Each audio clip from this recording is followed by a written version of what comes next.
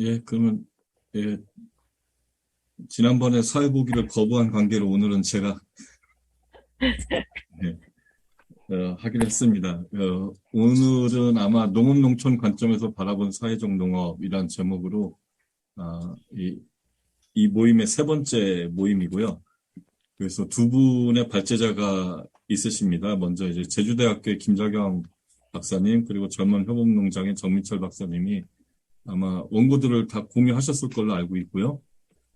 두 분께서 먼저 좀 농업 또는 농촌이라는 관점에서 이 사회적 농업을 어떻게 바라보고, 어, 어, 생각을 할 것인지에 대해서 좀 논의의 물꼬를 터주시고요. 그리고 나서 오늘 정해진 토론자로는 제가 지금 말씀드린 순서대로, 예, 발표를 다 들으신 다음에 간단하게 토론을 해주시면 됩니다. 전북연구원의 조원지 박사님, 그리고 마을연구소 일소공도 협동조합의 구자인 박사님, 목포대학교의 김영남 교수님, 지금 사회적 농업을 하는, 실천단이죠. 제주에 있는 다물밭의 한태호 대표님, 이렇게 네 분께서 일단은 두 분의 발제에 관해서 좀 덧붙이거나 문제 제기할 만한 거를 좀, 토론해 주시면 됩니다. 시간은 발표자분들께는, 한 20분 정도 드리겠습니다. 예, 시간이 부족하다는 건 알지만,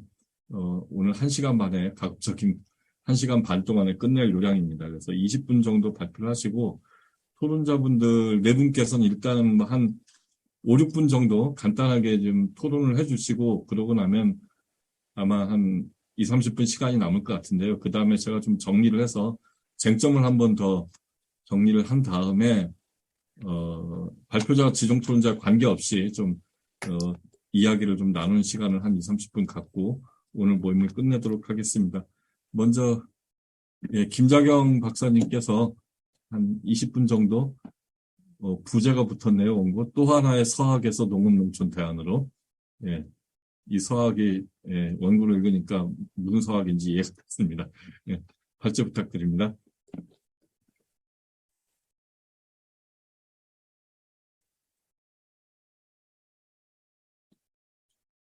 김자경 박사님, 음소거를 해제하셔야 될 것 같습니다.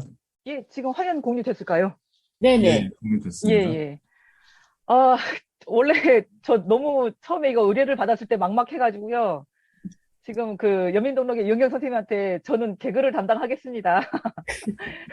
지난 1, 2회 때 그러니까 처음에 의뢰를 받고 저는 정말 사회적 농업을 몰라서 지금 여기 계시지만 저기 다물밭 대표님, 한태호 대표님께 굉장히 깨지면서 공부를 당하는 입장이라 사회적 농업에 대해서는 잘 몰랐다가 어쨌든 이제 발표까지 오게 되었는데 그래서 더더욱 저는 이제 글로 배운 입장이라 가지고 이제 서학이라고 하는 입장에서 일단 이제 생각을 해봤고요. 그래서 또한 이제 어쨌든 저는 잘 모르니까 어쨌든 현장에 가서 저희 지금 제주에 6개의 사회적 농장이 있어서 그 대표님들 농장 돌아다니면서 만나고 얘기를 하는데 그 인식의 격차가 굉장히 크다 보니 이분들의 인터뷰를 제공을 하면 우리 사회적 농업 잘리는 거 아니야? 막 이럴 정도로 인식의 편차가 크다더라. 라고 해서 이걸 어떻게 드러내야 될 건가 아니면 말아야 될 건가 이렇게 고민을 하다가 일단 그러면 우리의 거를 못 드러내면 남의 나라 걸 가져와 보자 해가지고요. 저 역시 이제 일본 사례들을 조금씩 살펴보면서 이제 나름 내용을 정리를 했는데 어쨌든 잘 모르겠습니다만은 이제 시작을 해보겠습니다. 네, 그래서 저는 아마 굉장히 그래서 짧을 것 같습니다. 그래서 아예 저기 PPT에 정리해서 요거 정리한 방식을 이제 읽는 걸로 이제 진행을 하고자 하고요. 실제 지금 우리나라 이 먹거리 체계를 보면 이제 이렇게 그림을 그려봤습니다. 농업과 이제 소비자 사이에 이제 식품 산업이 있고요. 실제 우리 지금 코로나 시국을 거치면서 굉장히 K 방역 우수함을 느끼면서 이 소매 유통업에 대한 건재함 그리고 이제 그 뭐랄까요 이제 식품 산업들이 특히 이제 그 레토르트부터 시작해가지고 굉장히 다양한 이제 그 음식들이 이제 개발이 되면서 이제 외식 산업 등 가공 산업이 굉장히 발달을 했습니다. 특히나 이제 배달 앱이 중간에 들어오기 시작하면서 우리는 이제 뭐 사재기도 식량 사재기도 없고 굉장히 훌륭한 나라다라고 얘기를 했지만 실제 이 농업과 소비자 사이의 식품 산업이 커지면 커질수록 어떠한 문제가 발생한다 하더라도 이 안에가 블랙박스이다 보니 그러니까 실제 먹거리 산업에 대한 폐해가 굉장히 컸다라고 하는 걸 인식을 해서 이제 우리 로컬 푸드 운동 시작을 했죠. 그래서 소비자와 생산자가 직접 만나자. 그 다음에 이 농업만 하다 안 되니까 이제 그 공간으로, 농촌 공간으로 이동해서 커뮤니티 비즈니스 사업을 하자. 그리고 뭐 슬로우 푸드 하자. 뭐 이제 아니면 뭐 6차 산업 하자. 굉장히 다양한 이제 서양의 개념들이 들어오기 시작합니다. 자, 그런 과정에서 실제 이제 녹색혁명, 1970년대 녹색혁명 이후에 전방 산업이 굉장히 커지게 되죠. 이제 투입 산업들이 이제 비료나 농약 사업이 커지게 되고, 그리고 후방 산업이 이제 식품 산업이 커지게 되면서 이 농업은 굉장히 쪼그라들었어요.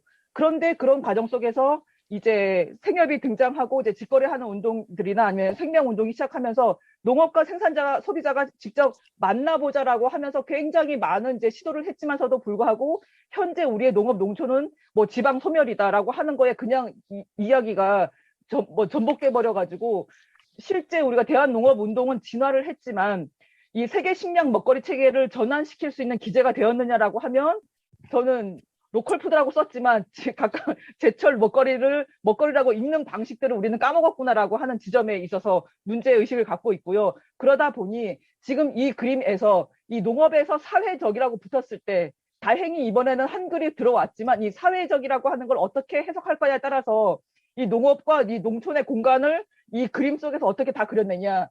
안 그러면 저는 이 후방 산업에 식품 산업에 네모칸이 하나 더 그려지면서 돌봄 사업이라고 하는 게 붙어서 자, 농업해서 안 되니까 니네가 이제 식당을 만들어라. 이게 농가 레스토랑이잖아요. 그러면서 외식 산업이 하나 붙고 아니면 뭐 가공식품을 만들어라 하면 가공산업에 농업이 붙으면서 육체 산업화가 됐듯이 또 하나의 그냥 육체 산업화가 될 거 아닌가라는 우려라는 한 이제 문제의식 하에 이제 고민을 하게 됐고요.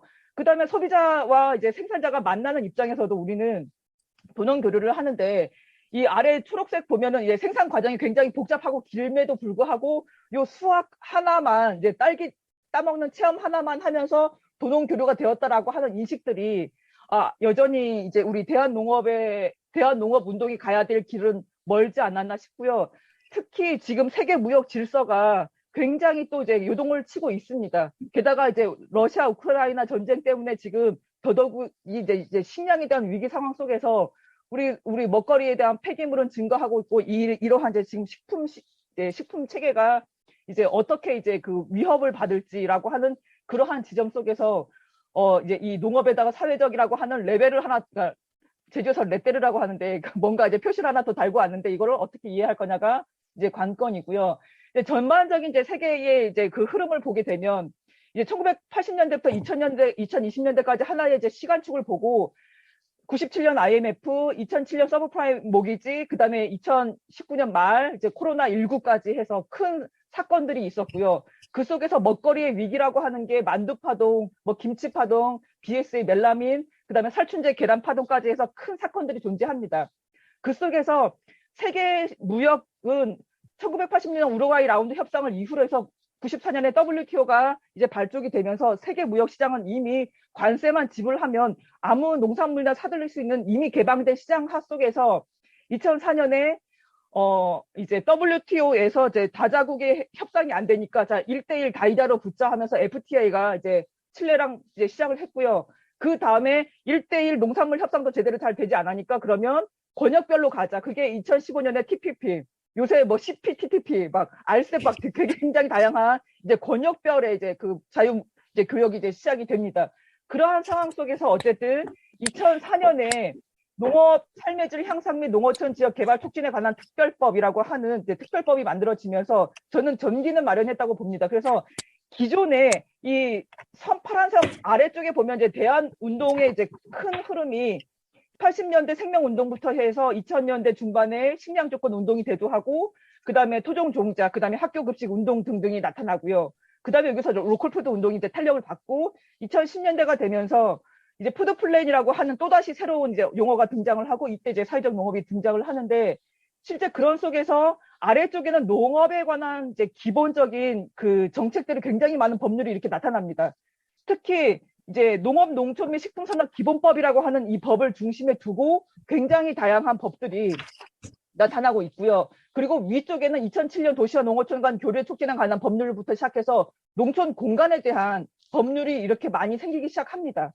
그렇게 해서 어쨌든 간에 이제 이제 운동이 제도화된 케이스가 많겠죠. 그래서 로컬푸드 운동만 하더라도 2015년에 지역 농산물 이용 촉진 등 농산물 직거래 활성화에 관한 법률이라든가 아니면 이제 그 사회적 경제가 확산이 되기 시작하면서 국민기초생활보장법에서 사회적 기업 육성법, 협동조합 기본법, 2010년 소비자생활협동조합법까지, 그러니까 86년 한살림의 시작이 2010년에서야 소비자생활협동조합 법령으로 굉장히 축소화되면서 이제 그 법제화되는 이 경과를 보면서 그러면 여기서 사회적 농업은 어떠한 지위를 가지고 있으며 어떻게 이해가 될 것이냐. 그리고 대한농업운동도 우리는 나름의 이제 진화 과정을 거쳐왔지만 현재의 농업 농촌의 현실을 봤을 때 우리가 어떠한 문제를 해결할 수 있겠느냐라고 하는 이제 문제의식은 갖게 되었습니다. 특히나 이 농업 농촌 문제에 대한 이제 그 문제의식을 갖게 된 게 이 사회적 농업 지원법을 보면서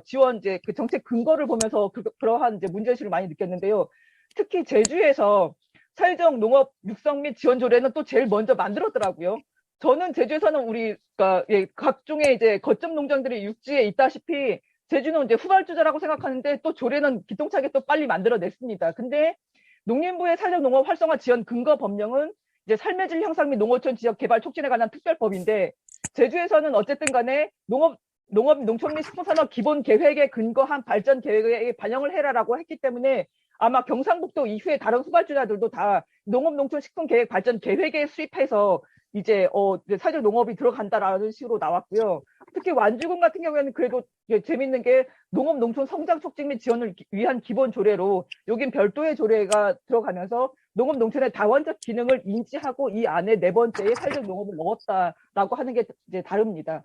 다만 어쨌든 이 농림부와 지자체의 법적 근거는 다르지만 공통적으로 차별질 향상과 지역 공동체 활성화가 들어있다라고 하는 방향성에서는 이해를 하나 제주의 조례는요 사회적 농업을 이렇게 정의를 합니다. 농업 생산 활동을 통해서 취약계층에게 돌봄, 교육, 고용 등을 제공하는 활동 및 실천임. 그러니까 이게 한번 첫 번째 조례가 만들어지면 이게 어쨌든 우리 조례를 보게 되면 이제 굉장히 명확하게 단어를 제시하는 개념을 제시하는 경향이 커서 이 조례를 살펴보게 되는데 제주에서 먼저 이렇게 하니 어쨌든 이 방향이 그냥 계속 다른 지역들은 이거를 복사해서 붙여넣기를 한다더라라고 한 게 있고요. 다만 제주에서는 이 사회적 목적 농업을 도입하는 그 취지에 있어서 그 1번 이제 그 이념에 대해서 정리하는 부분에 있어서는 이 제주의 농업 농촌 및 지역사회의 문제를 해결하고자라고 하는 목적을 드러내고 있습니다. 그래서 제주의 농업 농촌과 지역사회의 문제가 뭐지라고 하는 부분이 이제 이 사회적 농업이라고 하는 이 부분에 있어서 연결을 어떻게 이게 가져갈 거냐가 관건임에도 불구하고 이제 농업 생산 활동을 통하여라고 이제 또 정의하는 바람에 굉장히 협소해지겠다라고 생각을 하고요. 특히 이 사회적 농업에 있어서 농업의 기능이나 활동을 이제 돌봄이나 아니면 교육이나 고용을 제공하는 것에 기술되어 있는데 이 농업의 활동을 그러면 아까 우리 그 표를 봤는데 농업에 한정지어서 생산에만 한정지어서 갈 거냐 아니면 농산물 가공식품까지 다 판매까지 갈 수 있겠냐. 그리고 특히 이미 자활 기업에서 잘 하고 있는데 이 자활 기업이나 사회적 기업에서 이미 농산물 가공식품을 상당히 만들고 있는데 이들이 고용하고 있는 이 사회적 기업들은 그러면 사회적 농업을 범주로 볼 거냐 아니냐 이러한 이제 그 영역을 이제 확대시킬 거냐 아니냐 이런 것들도 저는 고민이 되더라고요. 그래서 이런 부분에 있어서 사회적 농업에 대한 개념은 이제 좀 고민을 해봐야겠다라고 생각을 하고요. 그 다음에 이 농림부의 사회적 지침이 상당히 많이 변화한 거를 느꼈습니다. 그래서 다 아시겠지만 2018년에는 개별적으로 사회적 농장을 지원하다가 이제는 거점 농장이 생기고 2022년에는 지역 서비스 공동체 지원으로 나와 있더라고요. 그래서 이 사회적 농업 같은 경우에는 이제 개별 농장에서 거점과 함께 이제는 지역사회에서 관계망을 형성을 하면서 이제 이 체계를 만들어라라고 하는 그 방식은 이해하겠으나 이게 실제 제주에서 아까 제가 자꾸 후발주자라고 얘기하지만 2020년, 21년에 만든 농장들은 이게 농업 농촌의 방식에서 이해해서 들어가는 건지 아니면 복지의 방식에서 들어가는 건지 상당히 혼동을 하고 있습니다. 특히 저희도 이제 사회복지법인에서 하다가 이제 진입하시는 분들도 계셔서 이 양자 간에 굉장히 그 논란이 많습니다. 그리고 또 한 가지 그 지역사회에서 공동체 사업을 이제 확산을 시키는데 거점 지역이 역시 이제 면 지역에 들어갈 수밖에 없는 것 같더라고요.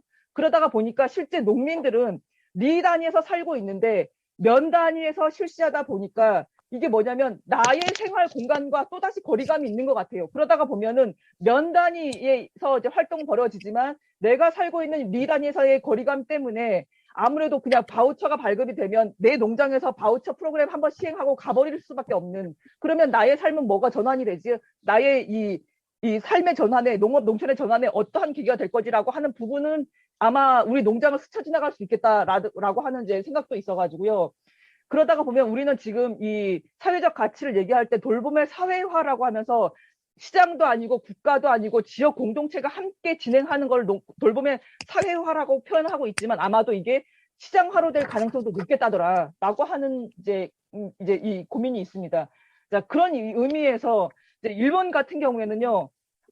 굉장히 다양하게 이제 뭐 유럽 사례도 다 보고 웬만한 자료는 이제 하도 읽으라고 해서 다 읽어봤는데 명확하게 어떠한 문제인지는 드러내지 않았는데 일본은 굉장히 그나마 명확하게 농업 문제를 해결하기 위해서 농복 연계를 한다라고 이제 지정이 되어 있어서 한번 쫙 자료를 훑어봤습니다. 그래서 일본의 이제 그 경과를 보면 어쨌든 후생노동성에서 장애인 자립법을 지원을 하니 농림부 쪽에서 장애인 고용 촉진을 요청을 합니다. 그러면서 이게 농업 농촌 식품 계획과 같은 일본의 식료 농업 농촌 기본 계획에 이 농산어촌을 교육, 의료, 간호의 장으로 활용을 하자라고 명기가 되면서 이제 2013년부터 농림수산업의 지역 활력 창조 계획에 이게 들어가고요. 그렇게 하면서 이제 농복 연계가 이제 시작이 되었다라고 보고 이제 실질적으로는 2016년에 농산어촌 진흥 교부금을 신설하면서 이걸로 농복 연계 농장을 지원을 하고 있다더라라고 이게 확인이 되었고요.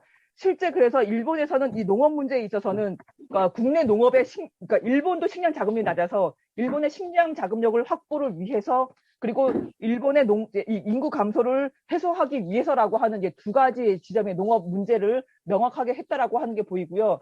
일본도 지금 우리 굉장히 뭐 좋은 사례로 알려져 있지만 일본 내부에서도 크게 세 가지의 과제가 있습니다. 일본에서도 잘 알려지지 않았네. 그리고 이제 실행하는 농장들도 이거 추진하기 너무 어렵다. 그리고 이게 지역적으로 확산이 잘 안 된다. 그래서 크게 이 세 가지의 과제를 인지를 하고 알려지지 않는 거에 대해서는 이 전략적인 프로모션을 어떻게 전개할 거냐 하면서 이 장애인 생산 과정에 연계된 식품을 이 자스법이라고 하는 이게 식품 표기의 하나의 인증 제도인데요. 여기다 넣습니다. 그래서 이 후지산 이제 빨갛게 이제 광떠 있는 이제 후지산 이 표시가 농복이라고 하는 건데 이렇게 상품 표시를 붙여서 요거는 이제 글로벌한 이제 그 뭐랄까요? 지속 가능한 이제 그 지속 가능성의 그 목표도 이제 달성을 하고 이제 농복 연계도 달성하는 이 좋은 상품이라고 하는 걸 이제 어필을 하고 있고 그리고 실제 이제 이 농장 입장에서 추진하기 굉장히 어렵다라고 생각하는 점에 있어서 사업 촉진을 하는데 이제 지자체마다 원스톱으로 상담 창구를 마련을 하고 스타트업 매뉴얼을 만들고 그다음에 코디네이터 만들고 그다음에 전문적인 인재를 육성하고 그리고 장애인이 일하기 쉬운 이제 유니버설한 이제 그 환경을 정비를 하자라고 하는 게 기본입니다. 그래서 여기는 2016년부터 농산어촌 진흥 교부금을 직접적으로 이제 지원하기 시작했고요. 그다음에 확산되지 않는 부분에 대해서는 그러면 국민적 운동으로 가자. 그래서 농복연계 응원 컨소시엄을 설립을 해서 뭐 대기업들 다 들어와서 컨소시엄을 만들었고 어워드 시상도 하고 마르쉐도 개최를 하면서 이 세 가지 부분에 있어서는 우리와 똑같이 어려움을 이제 호소하고 있습니다. 그런 과정 속에서 농복연계의 방향으로 보면 굉장히 명확하게 농림부의 이제 거기서 설명이 되었는데 일본의 농업 농촌의 과제는 농업 노동력의 확보를 해야 되고 농지가 버려진 농지가 많으니 이걸 해소해야 되는데 농업 쪽에서 농복 연계를 하게 되면 그 이익이 농업 노동력을 확보할 수 있고 농지를 유지할 수 있고 그리고 황폐 농지를 방지하고 지역 커뮤니티가 유지가 된다라고 하는 이제 목적을 이제 써놨고요. 복지의 입장에서도 장애인들이 취업할 수 있는 장소들이 없는데 취업처를 확보할 수 있고 굉장히 낮은 임금인데도 불구하고 임금을 인상할 수 있다. 그럼으로 인해서 이제 장애인들의 삶의 보람, 재활, 일반 취업을 위한 훈련 등이 다 될 수 있으니 농업 쪽과 복지 쪽에 이제 과제를 서로 윈윈할 수 있겠다라고 하는 그 정책적인 지원 방향이 있습니다.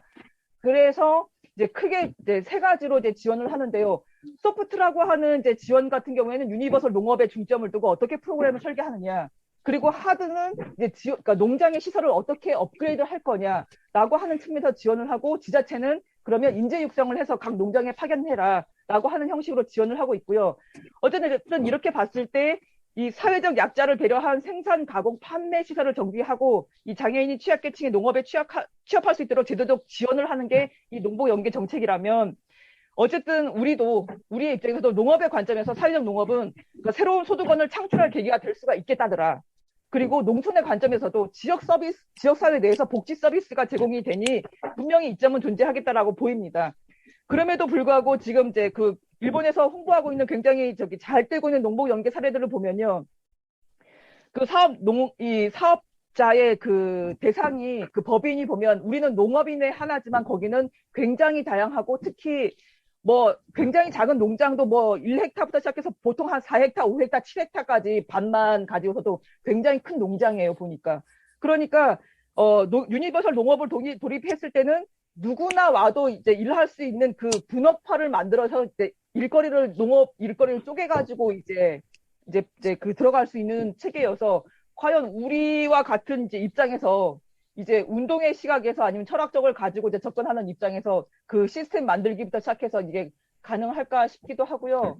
그래서 이제 어쨌든 그러면 이제 저는 이제 현장에서 우리 제주도에 있는 사회적 농장들은 어떻게 인식을 하고 사회적 농업을 하고 계셨습니까라고 이제 여쭤보고 그걸 통해서 이제 조례나 아니면 농림부의 지침이나 일본이나 제주의 사회적 농장들의 이야기를 듣고 농업 농촌의 입장에서는 각각의 바라보는 주체별로 사회적 농업을 이렇게 바라보고 있겠구나라고 하는 게 얼핏 이해가 될까 싶어가지고 여쭤봤습니다.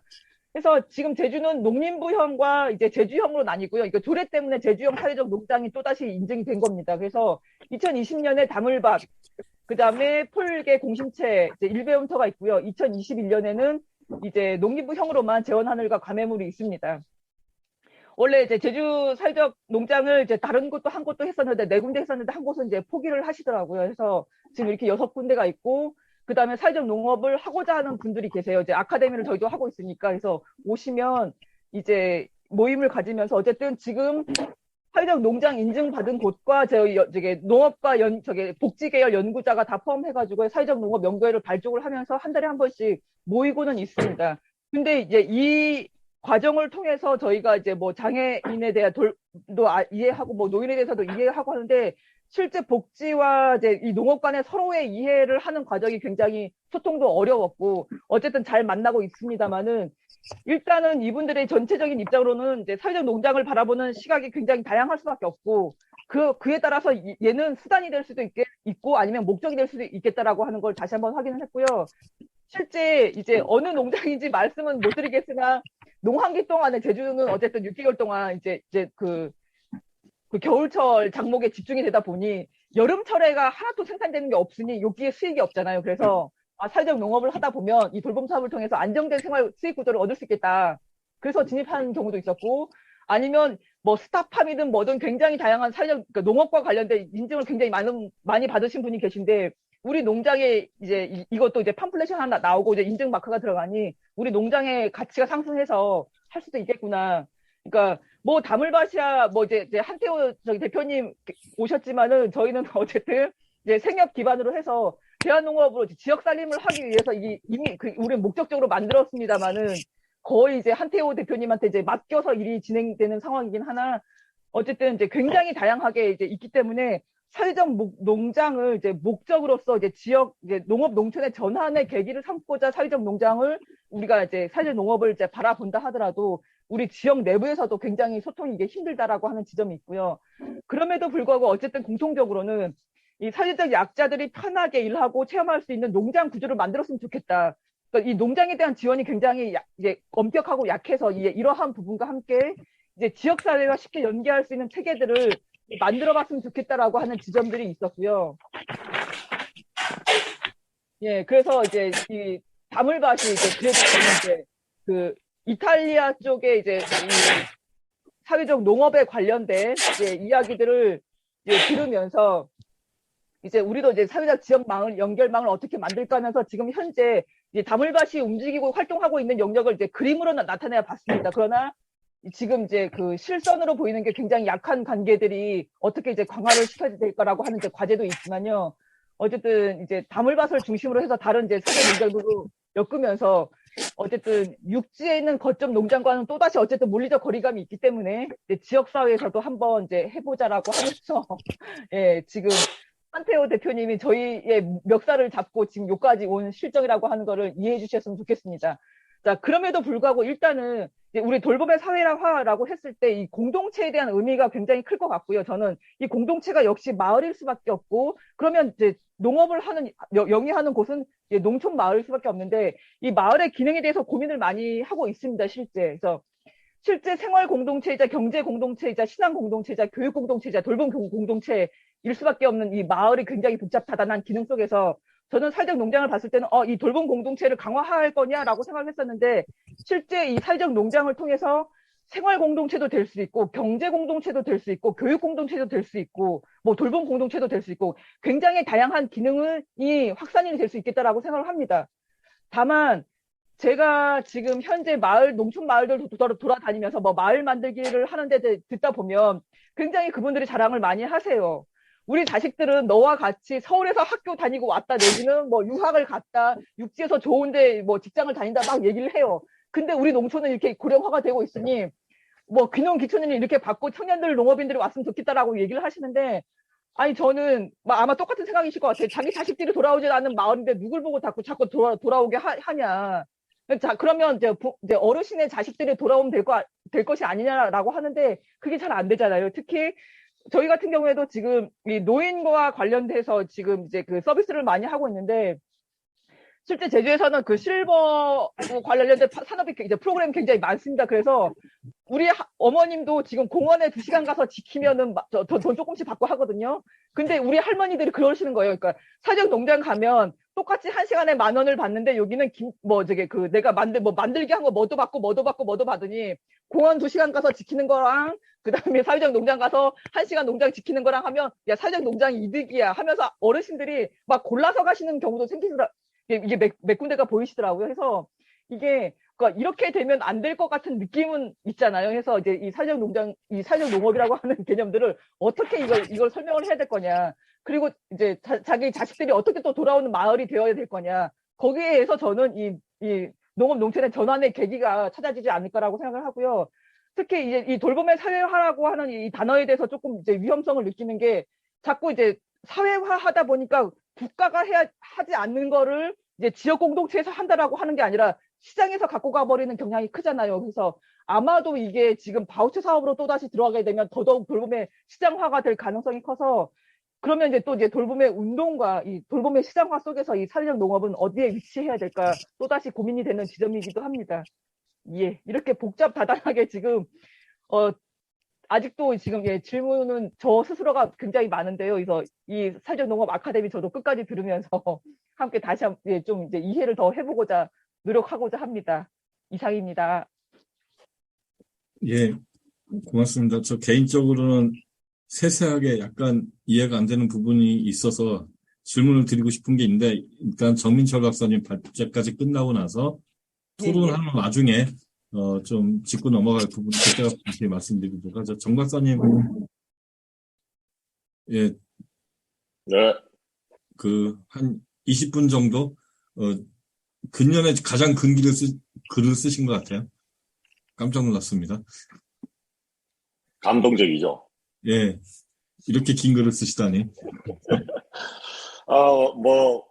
원고는 그냥 올려봐야 저는 왜 말로 하라고 하면서 또 그거를 글로 또 적으라고 하는지 제가 이해가 안 되는데 어쨌든 저는 원고는 파일을 가지고 계실 거니까 제 얼굴을 보고 그냥 이야기를 하는 게 맞지 않은가. 저는 김 박사와 김영란 교수님만 쳐다보고 강의를 하도록 하겠습니다. 20분 동안 발표를 하겠습니다. 근데 김 박사는 자기는 토론할 때 자기 혼자 20분 사용해놓고 지금 오늘 와서 사회 보니까 갑자기 발표도 20분만 하래. 조금 더 하셔도 상관없습니다. 아닙니다. 20분 내로 끝내겠습니다. 제가 말씀드릴 거는 워낙 원론적인 이야기라 가지고 약간 이야기는 쉽지만 그 해결책은 저도 잘 모르니까 아주 원론적인 이야기를 하도록 하겠습니다. 저희들 홍성 장공면에서 이렇게 자료를 다시 찾아보니까 2014년도에 행복농장 만들면서 실제로는 사회적 농업과 관련된 발표를 하는 게 2014년도에 나타나거든요. 근데 그때 그 안병헌 선생이 이 행복농장 사례를 이야기를 하면서 농업이 정신건강에 도움이 된다 뭐 이런 이야기를 하니까 그때 나왔던 질문이 아주 오늘 참가를 안 했지만 안병헌 선생을 당황하게 만들었는데 그게 뭔고 하니까 아니 농업이 그렇게 정신건강에 도움이 되는데 왜 우리 동네 농사만 짓는 노인들을 자살률이 이래 높냐고 당신 논리대로 하면 자살을 안 해야 되는 게 정상 아니냐 뭐 이런 질문을 해가지고 안병헌 선생이 순간 당황을 했는데 실제로 그 말이 무슨 말인고 하니까 제가 이제 생각을 할 때는 농업을 뭐로 바라볼 거냐라는 거는 농업을 어떻게 규정할 거냐라고 할 때는 시대마다 좀 달라지고 지금 시대에 우리가 농업이라고 말을 하는 거는 특수한 어떠한 규정에 의해서 농업을 바라보고 있기 때문에 즉 농업을 규정하는 개념이 서로 다르다 보니까 그런 질문이 나올 수밖에 없다고 보거든요.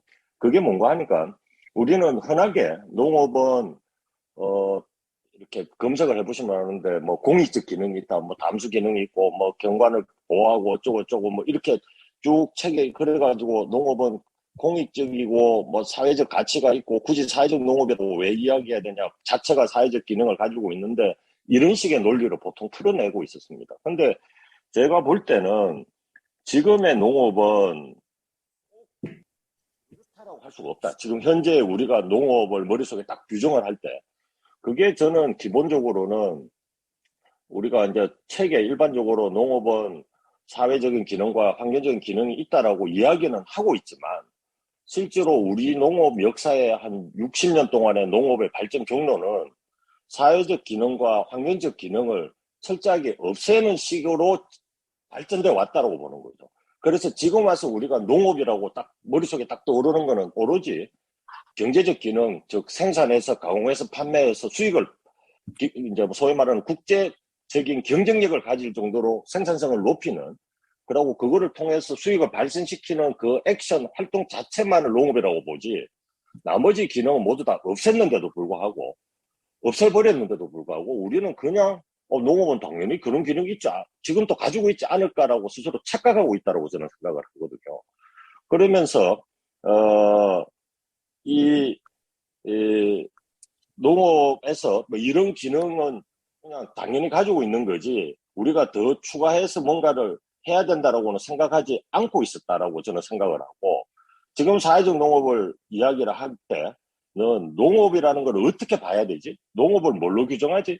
이런 부분에 대해서 저는 새로운 규정을 바꿔나가는 게 사회적 농업이었으면 한다라고 생각을 하는 겁니다. 기본적으로. 근데 여기서 이제 우리가 이 말을 하면 어려운데 저는 이렇게 기존의 경제적 기능만을 남겨놓고 다른 사회적 기능과 환경적 기능을 없애왔고 지금은 많이 없어져 버리고 아예 없어져 놓은 것도 많다라고 보고 있고 근데 여기에서 없어졌던 기능을 추가했는 경험을 우리는 가지고 있다고 저는 보는 거예요. 그게 뭐라고 보냐고 하니까 저는 친환경 농업, 즉 70년대 나왔던 유기농업을 저는 그런 사례라고 보는 편입니다. 저는 자꾸 비교를 많이 하거든요. 유기농업의 발전 경로와 퇴보 경로, 그리고 사회적 농업은 어떻게 접근해야 되는가라는 많은 초석이 된다고 보는데 유기농업이 1975년도에 시작했을 때 유기농업은 뭔가 하니까 기존에 우리가 일반적으로 보던 지금과 같은 농업을 규정하는 생산을 이라고 하는 규정에서 환경적인 기능을 끼워 넣는 방식이었거든요. 그러니까 환경적인 기능을 끼워 넣다 보니까 생산성은 감소를 하게 됩니다. 당연하게. 근데 그 감소하는 생산성을 하면서 친환경 농업 초기에 유기농업을 시작하거든요.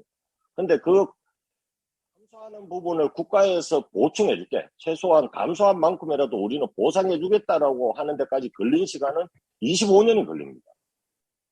99년도 와가지고 2000년도 겨우 와서 친환경 농업 직불금이 만들어지거든요. 그 직불금을 계산할 때 친환경 농업을 함으로 인해서 생산성이 감소하는 게 얼마나 되지? 그 부분을 직불금 형태로 보상해 주는 구조였거든요. 뭐 가치가 올라갔으니까 뭐 그 가치에 대해서 보상해 준다라는 게 아니고 생산성이 후퇴한 만큼만 딱 보상해 주는 구조였습니다. 근데 어쨌든 우리는 생산성이 후퇴하는데도 불구하고 농업은 경제적인 기능만 아니고 환경적인 기능을 다시 복원을 해야 돼. 완전 다른 개념이죠. 이 주류와는 다른 개념으로 친환경 농업을 했지만 그런 경험을 가지고 있고, 근데 그것을 이제 사회적 농업이라고 하는 거는 어떻게 봐야 될 거냐라고 그걸 봤을 때 기존의 농업이라는 거를 규정하는 데 있어가지고 사회적 기능을 추가시켜내야 되는 거지, 기존의 농업 규정을 그대로 따라가서는 안 된다는 거죠. 그러니까 농업을 새롭게 규정해야 된다. 사회적 농업은. 농업이라는 건 이런 거야. 아니야, 농업은 그런 게 아니고 이런 거야라고 새롭게 보는 새로운 농업을 등장을 우리는 기대를 해야지, 단순하게 어떠한 배려자를 데려와서 프로그램 돌리는 거를 사회적 농업이라고 하고 여기에 또 로고를 만들고 스티커를 만들어야 되는가. 제가 이렇게 하는데 상품 포장지에 붙여야 될 로고가 너무 많다. 친환경 인증 스티커 붙여야 되고 저탄소 인증 붙여야 되고 사회적 농업 스티커 붙이고 그다음에 그 채용 관광 스티커 붙이고 이래가지고 안에 상품이 안 보일 정도로 우리는 스티커만 계속 발급하고 있다. 라는 차원에서 어떻게 보면 저는 사회적 농업이 어떻게 하면 기존의 농업은 이런 거야라고 하는 부분을 규정을 새로운 농업으로 바라보게 만들 거냐 하는 부분으로 좀 접근했으면 좋겠다 라는 게 첫 번째고요. 그 다음에 그래서 이제 저는 초기에 이거는 뭐 농업 규정, 농민의 규정하고도 관계되는 건데 어쨌든 사회적 농업을 하는 농장을 선발을 할 때 전체 그 농장의 매출의 50%는 농산물을 판매하는 해서 유지를 해야 되는 게 아닐까. 왜냐하니까 아까 김장규 교수님도 말씀하셨지만 이 농업에서 경제적 기능과 사회적 기능을 균형을 맞추는 건 아주 어렵거든요. 하면 사회적 기능 자체가 경제적 기능, 사회적 기능이라는 것 자체가 농업을 생산을 통한 경제적 기능이라고 하는 부분을 잠식시켜 나가면서 사회적 기능이 실제로는 경제적 기능으로 전환시켜내는 경험이 많이 봤습니다. 뭐 지금 또 뒤에 말씀드리겠지만 친환경 농업조차도 친환경 환경적인 기능을 단지 좀 특별한 농산물을 생산한다라고 하는 경제적 기능으로 전환시켜 버림으로써 갑자기 악화의 길로 들어서거든요. 똑같이 사회적 기능이라고 하는 게 단지 추가되어져야 되는데 그게 아니고 사회적 기능조차가 경제적 기능으로 전환시켜내버릴 오류를 범할 가능성이 높다. 왜냐하면 균형을 맞추다 보면. 그래 그런 부분에서 그래도 농업인데 농업을 새롭게 규정하기 위해서는 농산물을 생산하는 활동 자체가 전체 매출의 51%는 유지해야 되는 게 아닐까라고 저는 개인적으로 생각을 했습니다. 하지만 지금 사회적 농업을 선발하고 사회적 농업 활성화 사업을 선발하고 할 때 보면 그런 비율은 점점 낮아지고 있죠. 안 그런 경우가 많으니까. 그렇다고 하면 농업 자체가 농업이라고 하는 거는 기존의 경제적 기능을 하는 그게 농업이고 사회적 농업은 농업이 아닌 다른 무엇이 돼버리는 게 아닐까? 뭐 채용 관광과 같이 그냥 관광 농업 같이 돼버릴 수도 있지 않은가? 아니면 뭐 복지기관과 같이 전환돼 버릴 수도 있지 않은가? 그랬을 때는 기존의 사회복지기관 사회복지기관에서 주변에 텃밭을 만들어서 농업 활동을 추가시켜내는 거하고 무슨 차이가 나타났을까 나중에는 뭐 이런 차원에서 저는 농업의 새로운 모습을 찾아간다라는 부분을 좀 더 그다음에 규정한다라는 부분을 좀 더 강하게 어필해야 되는 게 사회적 농업이다. 이었으면 좋겠다라고 생각하는 부분이고 그다음에 두 번째 농촌이라는 부분에서 사회적 농업을 말할 때 김정수 박사가 항상 이야기하는 게 사회적 통합이다라고 이야기했는데 저는 그러면서 사회적 배려자와 함께 지역사회로 진입시키자 뭐 통합하자 이렇게 이야기하지만 저는 사회적 농업을 이야기를 할 때 제일 먼저 이야기하는 게 농촌과 농업은 분리되어 있다라고 보는 편이거든요. 지금 현재의 모습. 그러니까 농업하는 사람은 지역사회 활동에 대해서 그러니까 농촌은 사라져도 농업은 사라지지 않을 수가 있고 어떤 면에서는 농촌이 활성화되어진다고 해서 농업이 지금보다 나아질 가능성은 별로 없을 정도로 지금 현재 우리는 농업 농촌이라고 항상 붙여서 이야기를 하지만 엄밀히 보면 농업 농촌은 철저하게 분리되어 있는 시점이다 지금이. 왜냐하면 앞에서 말씀드린 농업이 철저하게 경제적인 목적 기능을 극대화시켜냄으로 인해 가지고 지역사회라고 하는 부분, 농촌이라고 하는 부분과의 관계망을 끊고 나가거든요. 끊으면서 나갔습니다. 그러다 보니까 저는 세 가지 부분에서 저는 통합을 이야기하는데, 첫 번째는 농장 간의 연결이 다시 복원돼야 된다. 즉, 농장 간의 연결 복원을 통해서 통합이 이루어져야 된다. 즉, 사회적 농업을 하는 데 있어가지고, 우리와 같이 소규모 농장들이 접근을 시키기 위해서는 단일 농장이 사회적 농업을 실천하기는 아주 어려운 현실이다. 왜냐하면 작물에 따라 가지고 그 농장의 작물에 따라 그 농장에서 기본적으로 생산하는 작물에 따라 가지고 일하는 시기는 특정화되어진다든가 아니면 그 농장의 상황에 따라 가지고 특정 시기에만 활동이 가능해질 수밖에 없는 상황에서 경제 규모가 작은 상황에서 일단은 그 주변 농장과의 연결성을 높여서 그다음에 사회적 농업을 할 때 다른 옆에 농장들도 같이 하자라는 식으로 해서 연결성을 높여가지 않으면 사회적 농업의 활동 자체, 사회적 기능을 추가하는 기능 자체가 우리나라는 어려운 상황이기 때문에 농장 간의 연결성을 높여야 된다는 게 첫 번째고, 두 번째는 농장이 있는 지역 사회와의 통합을 우리는 사회적 농업은 주장할 수밖에 없다. 왜냐하니까 사회적 농업에서 필요한 온갖 기반 시설을 개별 농장에 넣기에는 한계가 있을 거라는 거죠. 왜냐하면 평균 경작 면적이 1.4헥타르밖에 안 되는 상황에서 뭐 휴게 시설이든지 아니면 다른 기반 시설들을 그다음에 뭐 소위 말하는 농업지대에 도로 까는 거 뭐 포장하는 것 자체가 불가능한 상황에서 그분들한테 어떠한 일정한 필요로 하는 시설을 농장 안으로 다 잡아넣기는 어렵다. 이거를 하기 위해서는 만약 이거를 기본적으로 그 시설을 해야 된다고 하면 저는 일정 규모 이상의 농장만이 사회적 농업으로 접근이 가능하다는 거죠. 하지만 사회적 농업에 대해서 필요성을 느끼고 그거에 접근하는 사람들을 가능한 작은 규모의 농장, 그러니까 그 농업만 가지고서 다른 여가 시간을 만들어낼 수 있는 농장을 우리가 고려한다면 저는 소규모 농장일 수밖에 없고, 그 소규모 농장이 사회적 농업을 하기 위해서는 지역 사회에 있는 마을에 있는 다양한 기반 시설들과 함께 연결이 돼야지고 통합되어져야지만이 사회적 농업 실천이 가능하다. 이게 연결이 안 되면 저는 사회적 농업 자체 액션은 엄청나게 어렵다라고, 뭐 해문농장 초기 사례로 봐도 그런데 뭐 텐트 치고 해봐야 여름에는 불가능하니까 뭐 이거는 인간적이지 않다라는 표현까지 들었으니까 저희들은. 그래, 그런 상황에서는 저는 농업을 하는 농민이 마을과의 연결성을 강화시켜내는 게 저는 사회적 농업이다라고 보는 거고, 그 다음에 세 번째는,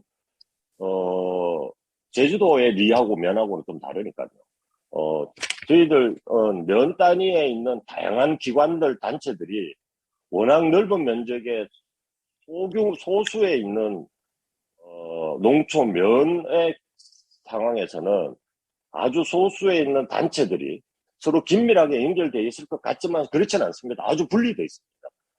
파편화되어 있고 각각은 열심히 할지 몰라도 그 옆에 단체가 어떤 활동을 하는지 서로 연결이 안 되어 있습니다. 그러니까 저는 그 과정에서 농업단체는 더더욱 별도로 완전히 분리되어 있는 상태거든요.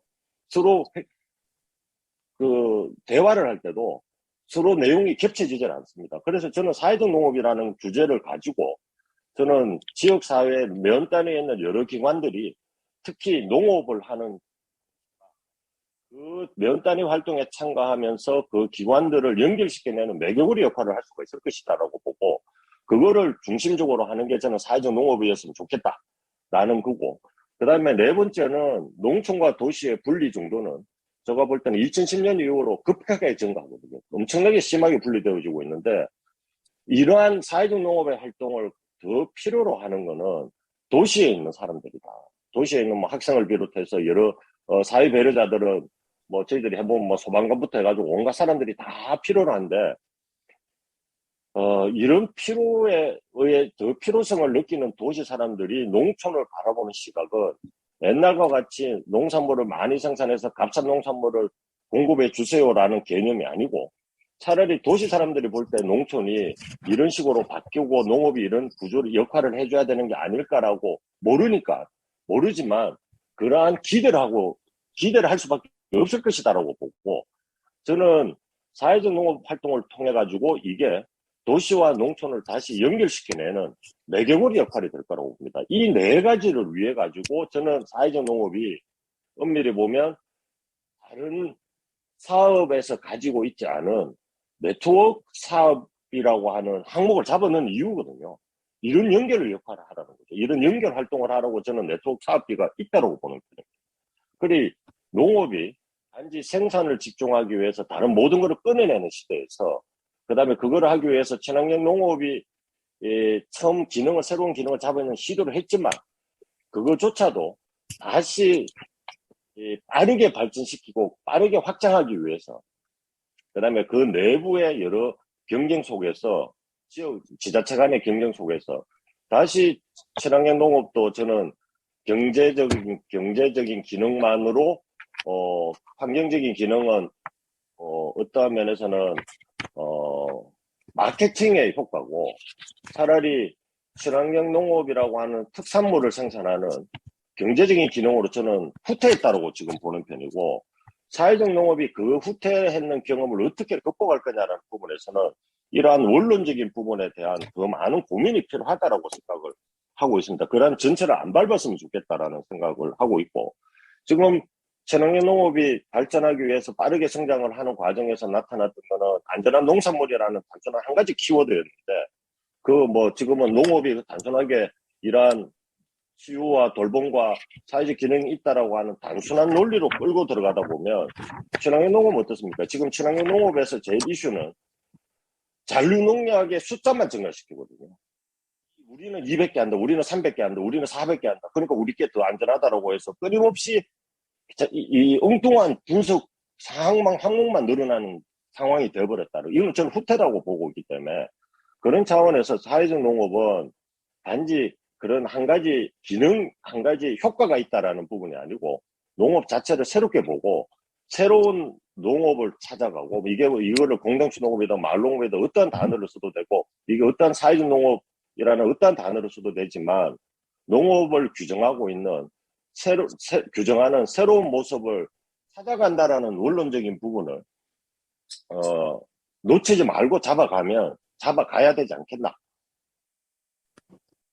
이게 저희 주장입니다. 여기까지입니다. 이상입니다. 예, 고맙습니다. 일단은, 정해진 토론자분들 얘기를 들은 다음에 한번 정리를 하고 다시 얘기를 좀 계속하는 게 좋을 것 같습니다. 김좌경 박사님이나 정미철 박사님이나 공히 어떤 부분을 염려하고 주장하는 공통된 대목은 분명히 있어 보이는데 그 부분 논의를 이따가 다시 한번 정리하기로 하고요.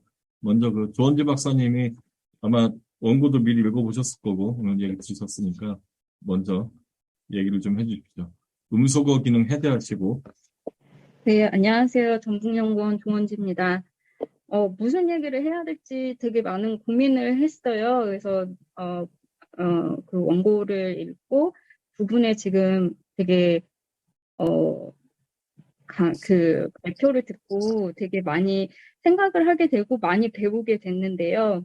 저는 이제 말씀하신 부분의 이야기를 듣다 보니까 사회적 농업이, 세 가지의 요인으로 구성이 되어 있지 않을까라는 생각을 좀 해봤어요. 그래서 하나는 그 농촌이라는 공간, 그리고 농업이라는 산업, 그리고 이것들을 모두 아우를 수 있는 관계성이라는 그 세 가지가 이제 그 키워드가 될 수 있겠다라는 생각을 좀 많이 했었는데, 이탈리아나 뭐 네덜란드나 다른 그 나라와 달리 한국에서 등장한 그 사회적 농업은 좀 배경이 많이 다르다라는 거는 여기 계신 분들도 다 모두 아실 거라고 생각이 들기 때문에 지금 현재 고령화되고 가소화되고 있는 한국 그 농촌 사회에서 사회적 농업이 이 세 가지의 키워드 속에서 어떻게 사회적 그 농업을 이해하고 그리고 접근할 것인지 그리고 어떻게 정의할 것인가에 대한 좀 고민이 많이 들었어요. 그래서 정민철 박사님이 말씀하신 것처럼 농업이라는 것들이 어떻게 재정의되어야 될 것인가 그리고 그 안에서의 그 사회적 통합 그 사회적 농업이라는 것들을 어떻게 우리가 바라볼 것인가에 대해서 이야기하시고 그리고 김자겸 박사님이 말씀하신 것처럼 공동체에 대한 그런 기능들에 대해서 다양한 모습들을 가진다라는 점에서 저는 좀 사회적 농업에 대해서 이제 한국의 그 실정에 맞는 사회적 농업의 정의가 어떤 것들이 필요할지에 대해서 조금은 고민을 해봐야 되지 않을까라는 생각이 들면서 이거를 좀 두 분, 그리고 여기 계신 분들한테 좀 여쭤보고 싶다라는 생각이 많이 들었습니다. 예, 이상입니다. 한국의 실정에 맞는 사회적 농업이 어떤 모습이 되는가? 예, 이따가 누가 좀 얘기를 해주셨으면 좋겠습니다. 네, 구자인 박사님 얘기를 잠깐 들어보겠습니다. 구 박사님. 예, 음소거 해제하셔야 됩니다. 구 박사님, 음소거를 해제하셔야 됩니다. 네, 들리십니까? 네, 방금 개념들을 몇 가지 올렸는데 그걸 설명할 생각은 아니고 몇 가지 문제의식을 하여튼 저도 던져보겠습니다. 사회적 농업이라고 해서 아직도 개념적으로 정리가 잘 안 되는 부분이 있는데 하여튼 이론적인 연구는 좀 더 필요할 것이라고 봅니다.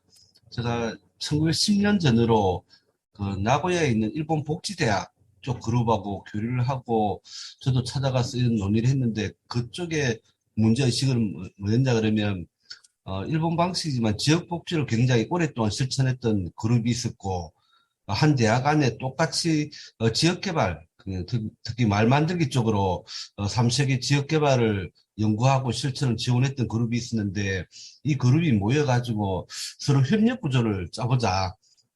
지역복지와 지역개발의 칸막이를 어떻게 극복할 거냐 이런 논의를 하면서 이론적인 작업을 굉장히 많이 하시더라고요. 결과는 책도 여러 권 냈는데 깔끔하게 정리는 안 됐다고 합니다. 다만 일본 방식이니까 일본의 지역복지는 워낙 지역 현장성이 강하다 보니 연결 구조가 나름대로 현장에서 많이 보였는데 그게 농복 연계 정책으로 나타났다고까지는 잘 모르겠지만 만나봤던 사람들은 그 현장에서 잘 결합을 하시더라고요. 일본의 그 시정촌이라고 하는 자치단체 규모가 작다 보니 현실적으로는 잘 결합이 되는 것 같고 농촌 가보면 장애인 복지라든지 이게 지역에 여러 가지 활동하고 읍면 발전 계획 우리 지금 그런 거죠. 그런 계획 세울 때도 잘 드러나는 것 같습니다. 그런 경험으로 비춰보면 한국 사회에서 그 지역 복지라는 용어가 있고 또 한동안 유행했던 지역 농업이라는 용어가 있습니다. 그 지역 농업이 사실은 논의가 중단되고 더 이상 진전이 되지가 않는데 그하고 또 별개로 또 말 만들기라는 활동이 있는 셈이고 이 세 개 영역들이 서로 공통 분모를 한번 검토할 필요가 있다는 생각을 분명히 합니다. 단순히 사회적 농업의 지금 판을 너무 좁게 보고만 들어가다 보니 확장성이 잘 되지 않는 것 아닌가. 그러면서 이론적인 작업은 분명히 비행될 필요가 있다고 생각합니다. 두 번째로는 큰 틀에서 보자면 역사적으로 두 분이 말씀해 주셨는데 저도 마찬가지로 농업 자체가 원래 다양한 기능을 안고 있는데 지역사회에서 경제 기능만 강조되다 보니 근대화 경제 성장 과정에서 왜곡이 심각하게 나타났고 경제가 지역사회에서 돌출되면서 나타났던 부작용 이 농업도 마찬가지 있다고 봅니다. 저희 같은 영역에서는 농민단체하고 당연히 협조를 해야 된다고 생각함에도 불구하고 농민단체 활동가일수록 산업주의 경향도 강하고 농업 소득을 지나치게 강조하면서 협력 구조 자체가 안 생기는 문제가 여전히 심각하다 봅니다. 그래서 지역 농업과 지역 복지, 말 만들기가 결합하는 게 현장에서도 분명히 나타나야 되는데 현실적으로 우리가 왜 그걸 못 만들어내느냐. 그건 행정의 칸막이 문제도 있고 민민의 칸막이 문제도 동일하게 작동되기 때문이라고 봅니다. 그리고 또 사회적 농업이 뭐 다는 그렇진 않지만 제가 심사 과정 다니면서 참 느끼는 것은 치유농업하고 혼동하면서도 체험말, 체험농장, 교육농장의 연장선상에서 접근하는 시설물이 너무 많다는 겁니다. 그게 아마 이미지로는 그렇게 받아들일 수밖에 없게끔 여전히 정책 영역 홍보가 된다는 거고 그와 다른 새로운 뭐 구상들을 상상력을 발휘할 수 없는 그런 문제도 여전히 겹쳐져 있는 것이라고 봅니다. 사회적 농업에 대한 이미지 전략 측면에서도 좀 다르게 접근할 필요가 있고 농업과 농촌이 결국 연결된 문제인데 왜 이게 분단되었을까 하는 맥락에서 사회적 농업이 너무 좁은 틀에서 결합시키려고 해가지고 잘 풀리지 않겠다는 생각을 해봅니다. 마지막으로 사회라고 했을 때 사회적 농업의 사회는 뭐 지역 사회를 분명히 의미한다고 봅니다. 일반적인 사회라고 생각하기보다는 지역 사회라고 봤을 때 지역 사회가 뭐냐 했을 때 결국은 뭐 마을이라 볼 수도 있고 면이라 표현할 수도 있고 또 마을이라 표현하면 육지 쪽에서 너무 좁은 영역이고 면이라 그러면 너무 크게 행정리하고 거리가 있을 수도 있지만 지금의 이제 우리 사회로 보자면 정책 영역에서 읍면 단위 정책이 다시 한번 우리가 고민을 할 필요가 있고 읍면 단위로 내려오면 면 단위로 내려오면 모든 정책들이 융복합할 여지가 굉장히 넓어진다 봅니다. 행정리로 접근하기에는 시기를 조금 놓친 감이 없지 않다고 보고 그렇다고 행정리를 배제하자는 게 아니고 행정리에서 농업과 복지가 결합할 수 있는 틀이 있고 면 단위에서 좀 더 넓게 결합할 수 있지 않겠냐고 합니다. 그래서 면 단위 정책으로 우리가 좀 더 논의를 넓혀보면 사회적 농업도 단순하게 뭐랄까 사회적 취약계층을 고용하는 그런 농업 이런 좁은 틀에서 벗어날 수 있지 않겠나 싶습니다. 로컬 푸드 플랜도 면 단위에서는 결합성이 높을 수가 있는데 지금 같은 구도 속에서는 푸드 플랜도 들어오기 힘들고 먹거리 복지라든지 뭐 주거복지 뭐 복지 영역도 워낙 넓으니까요. 그래서 면 단위 정책으로 다시 한번 설계를 해봤으면 좋겠다고 생각을 하고 제안 드려봅니다. 시간 이 정도로만 하겠습니다. 예, 고맙습니다. 자, 김영남 교수님. 한 가지만 제 예. 추가를 하자면 농업의 형태에 있어가지고 사회적 농업은 대부분 농장 형태잖아요. 우리가 전통적인 농업은 농가 농업인데 이게 농장 농업으로 전환되는 부분을 뭐 사회적 농업에서 당연한 걸로 받아들이시는데 우리 농업의 지금 한류를 생각했을 때 농장 농업이 중요한 영역이라고 저는 봅니다. 근데 전통적으로는 지금 가족 농업이 중시되고 뭐 대농들은 외국인 노동자를 고용하는 농업을 가는데 농장 농업을 어떻게 우리가 받아들이고 기존의 가족 농업 그리고 마을 농업하고 협력 구조를 짤 것이냐 했을 때 농장 농업의 형태가 한국 사회는 일반적인 방식이 아니었는데 이걸 어떻게 이해할 것이냐고 하는 것은 토론의 여지가 있어 보입니다. 이상입니다. 예, 아니 방금 그 말씀 좀 따로 다루기 어려울 것 같은데 제가 잠깐 제 생각을 말씀드리면 농장 농업이라고 규정을 하셨는데 그러기에도 좀 어려운 단계 아닌가 싶습니다. 사실 농가들이 농지에서 농사 짓는 것하고 우리가 편의상 사회적 농장 이런 말을 하는데 물론 행복농장이나 젊은 협업농장처럼 법인화된 어떤 단위가 어떤 농장을 딱 갖고 있는 경우도 있지만 실제로 지금 뭐 사회적 농업 농림부 보조사업에 참여하는 곳 중에 상당수는 그냥 농가인 경우도 적지 않아서 그리고 농가들의 농경지하고 농장하고 개념적으로 뭐가 다르냐 이 부분은 별개로 한참 논의해 봐야 될 그런 것 같은데 이제 구자민 박사님이 이제 염두에 두는 그 이미지가 어떤 건지는 충분히 이제 짐작이 되긴 합니다. 그렇다고 같다고는 말할 수 없는 부분이 있어서 예, 그 정도 말씀을 드리고요. 일단은 정해진 토론자분들 말씀을 다 듣고 좀 논의를 정리한 다음에 진행을 하겠습니다. 김영남 교수님께서 말씀을 좀 해주실 차례인데요. 네, 안녕하세요.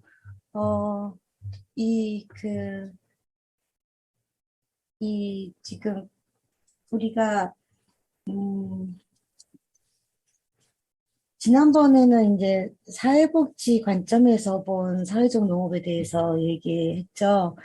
그렇게 얘기하면, 농업은 가끔씩 잊어버리게 되고, 또, 또 농촌의 관점에서 사회적 농업에 대해서 얘기하면 사회복지는 또 잘 드러나지 않는 것 같아 보이고 해서, 토론을 이렇게 크로스하게 하는 것이 좋겠다 생각이 들었어요. 왜냐하면 오늘 발표하신 두 분의 이야기에서 저는 약간 이제 복지를 좀,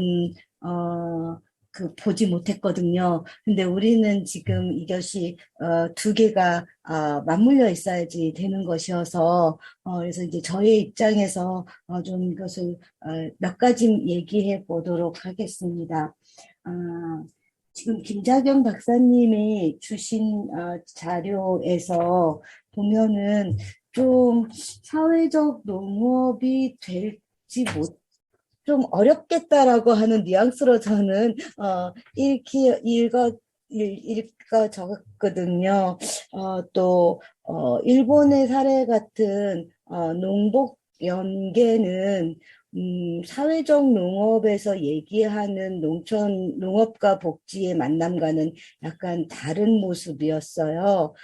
제가 잘 모르지만, 읽혀지는 것으로는, 일단은, 복지 서비스를 이제 농업을 통해서, 이를테면, 농업 생산을 때문에 일자리, 소득이 자활사업이 된다든지, 이런 것이어서, 여기에, 계속 말하는, 주민의 요소, 지역사회의 요소, 이런 것들이 지금 거론되지 않으니까, 이것은 그냥, 농업을 해서 일어나는 사회복지의 서비스의 하나다라고 생각이 들고요. 그래서 이것이 사회적 농업하고는 좀 결이 다른 것 같고, 그러면서, 이게 각각 제주도의 농장에 관련한 내용도 말씀해 주셨는데, 요것도 어떤 면에서 보면은 정말 사회적 농업일까? 그렇다면 저는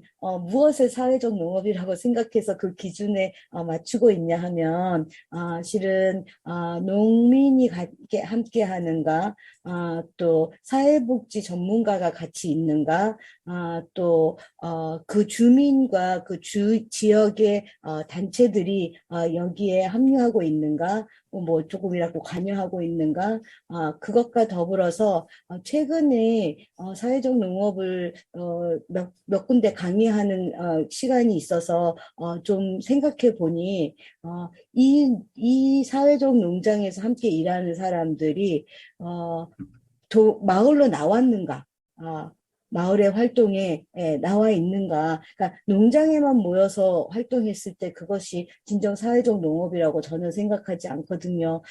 일단 농업을 함께하는 또 다른 시설로 여겨지기 때문에 농업 활동가들, 거기서 활동하는 사람들이 지역에서 어떠한 당당한 주체로 뭐 당당하지 않더라도 우리도 당당하지 않으니까 어쨌든 잘 살고 있는가, 뭐 이런 게 가능한가, 거기까지 봐야지 되며, 더 나아가서는 시민 주체로서 실은 어떤 그 여러 가지의 권리를 스스로 주장하면서 혹은 함께 주장하면서 세상 바꾸는 일에 동참하고 있는가까지 보았을 때 사회 통합을 얘기할 수 있겠다라고 생각을 하고 있거든요.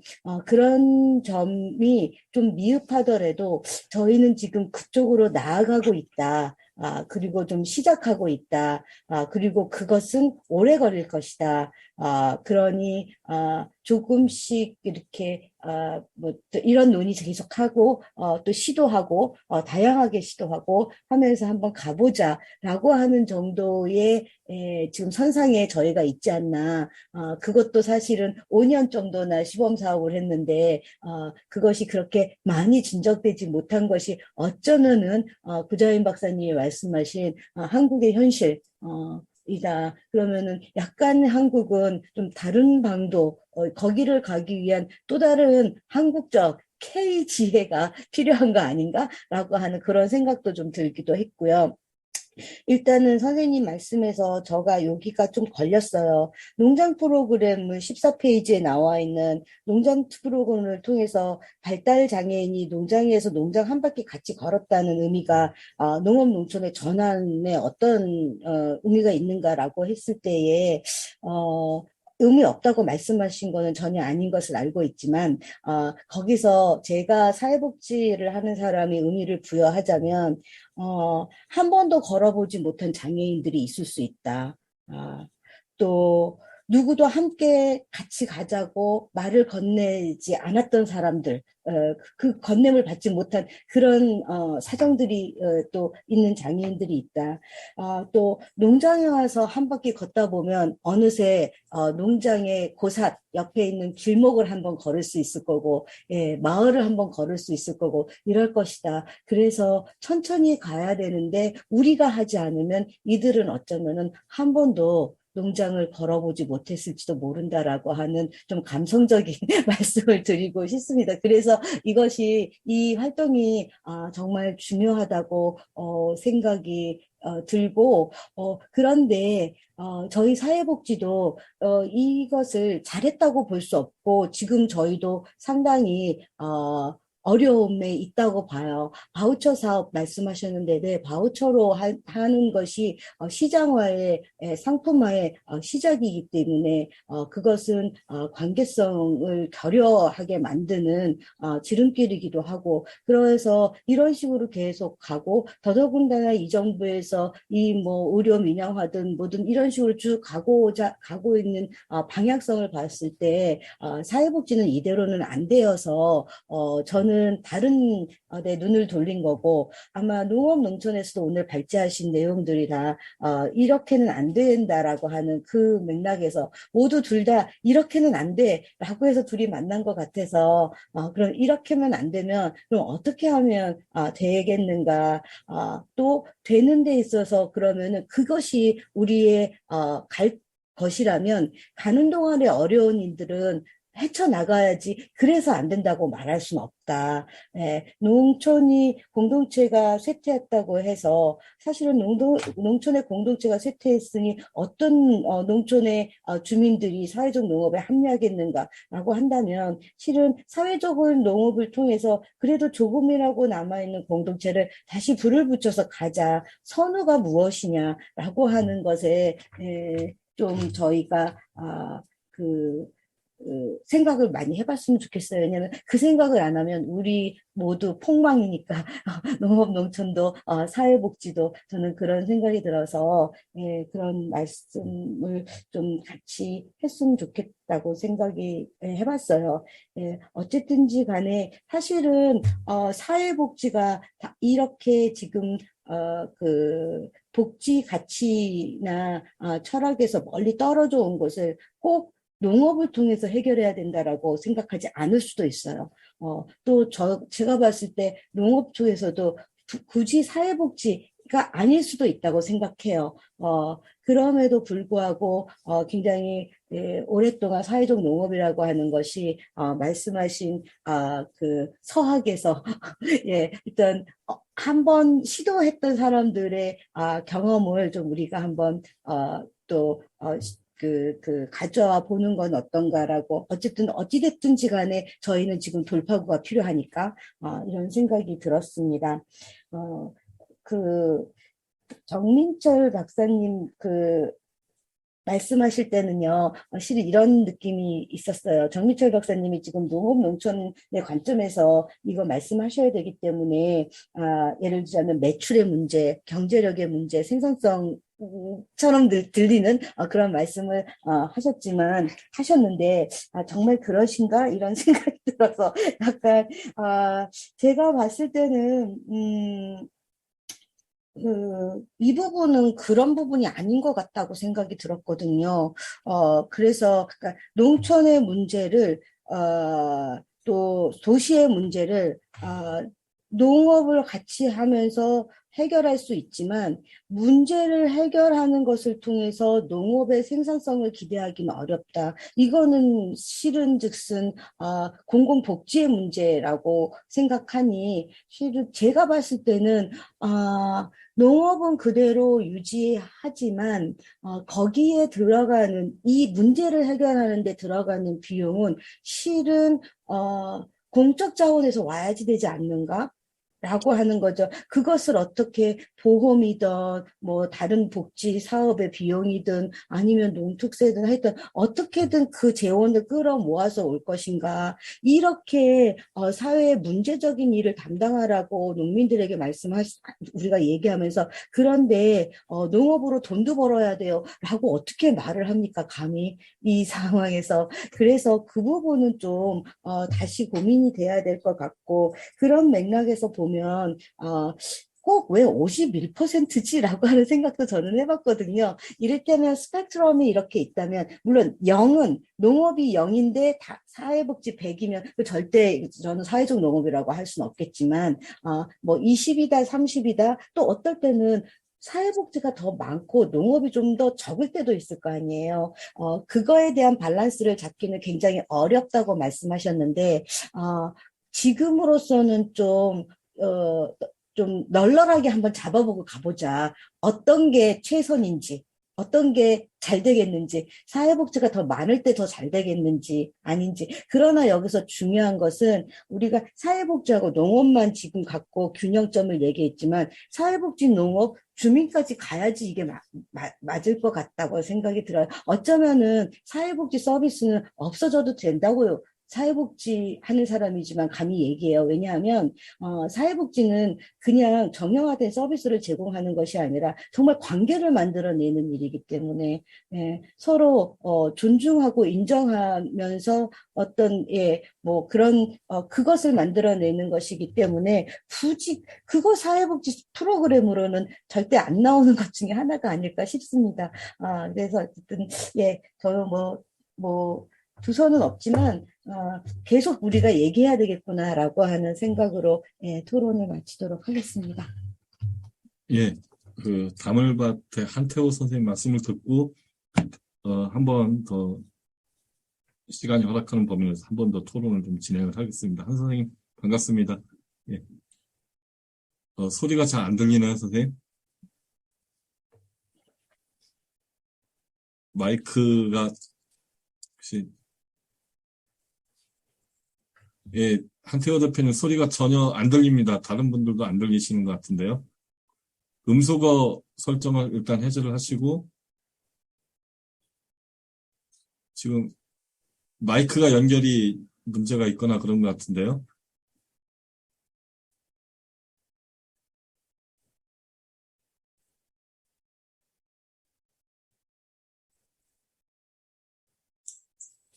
들리세요? 예, 이제 들립니다. 예. 들립니까? 예. 반갑습니다. 제주도에 있는 사회적 농장 다물밭을 책임지고 있는 한태호라고 합니다. 저는 일단 몇 가지만 제가 느낌을 중심으로만 얘기해 볼게요. 지금 쭉 얘기를 들으면서 농업이라는 관점에서 사회적 농업이 뭔지라는 것들이 우리에게 여전히 너무 멀구나 이런 생각이 저는 또 들었습니다. 지금 3년 하고 있는데 사회적 농업보다는 사회적 농장만이 남은 거 아닌가 이런 생각이 저는 좀 약간 들거든요. 그런 우려는 충분히 저는 좀 우리가 관심 있게 봐야 한다 이런 생각이 좀 있고요. 단지 이제 저는 좀 구체적인 얘기를 해보면 제가 3년 동안 마을에서 이 사회적 농장을 해보면서 느낀 걸 좀 몇 가지 얘기하겠습니다. 제가 마을에서 총무 역할을 해요. 그래서 저는 마을에 있는 대부분의 사람들을 안다고 생각했어요. 사실은 사회적 농장 하기 전에는. 그런데 사회적 농장 활동을 하면서 제가 못 봤던 사람들이 보인다는 거예요. 마을에. 그러니까 치매 노인, 아동, 이주 여성, 그리고 집에만 있는 장애인들이. 그리고 두 번째는 공부하게 되더라는 겁니다. 왜냐하면 저도 이제 아까 앞서 예시한 대로 친환경 농업도 하고 농사를 전문으로 하지만 이제 과연 복지라는 측면을 공부하게 되더라는 겁니다.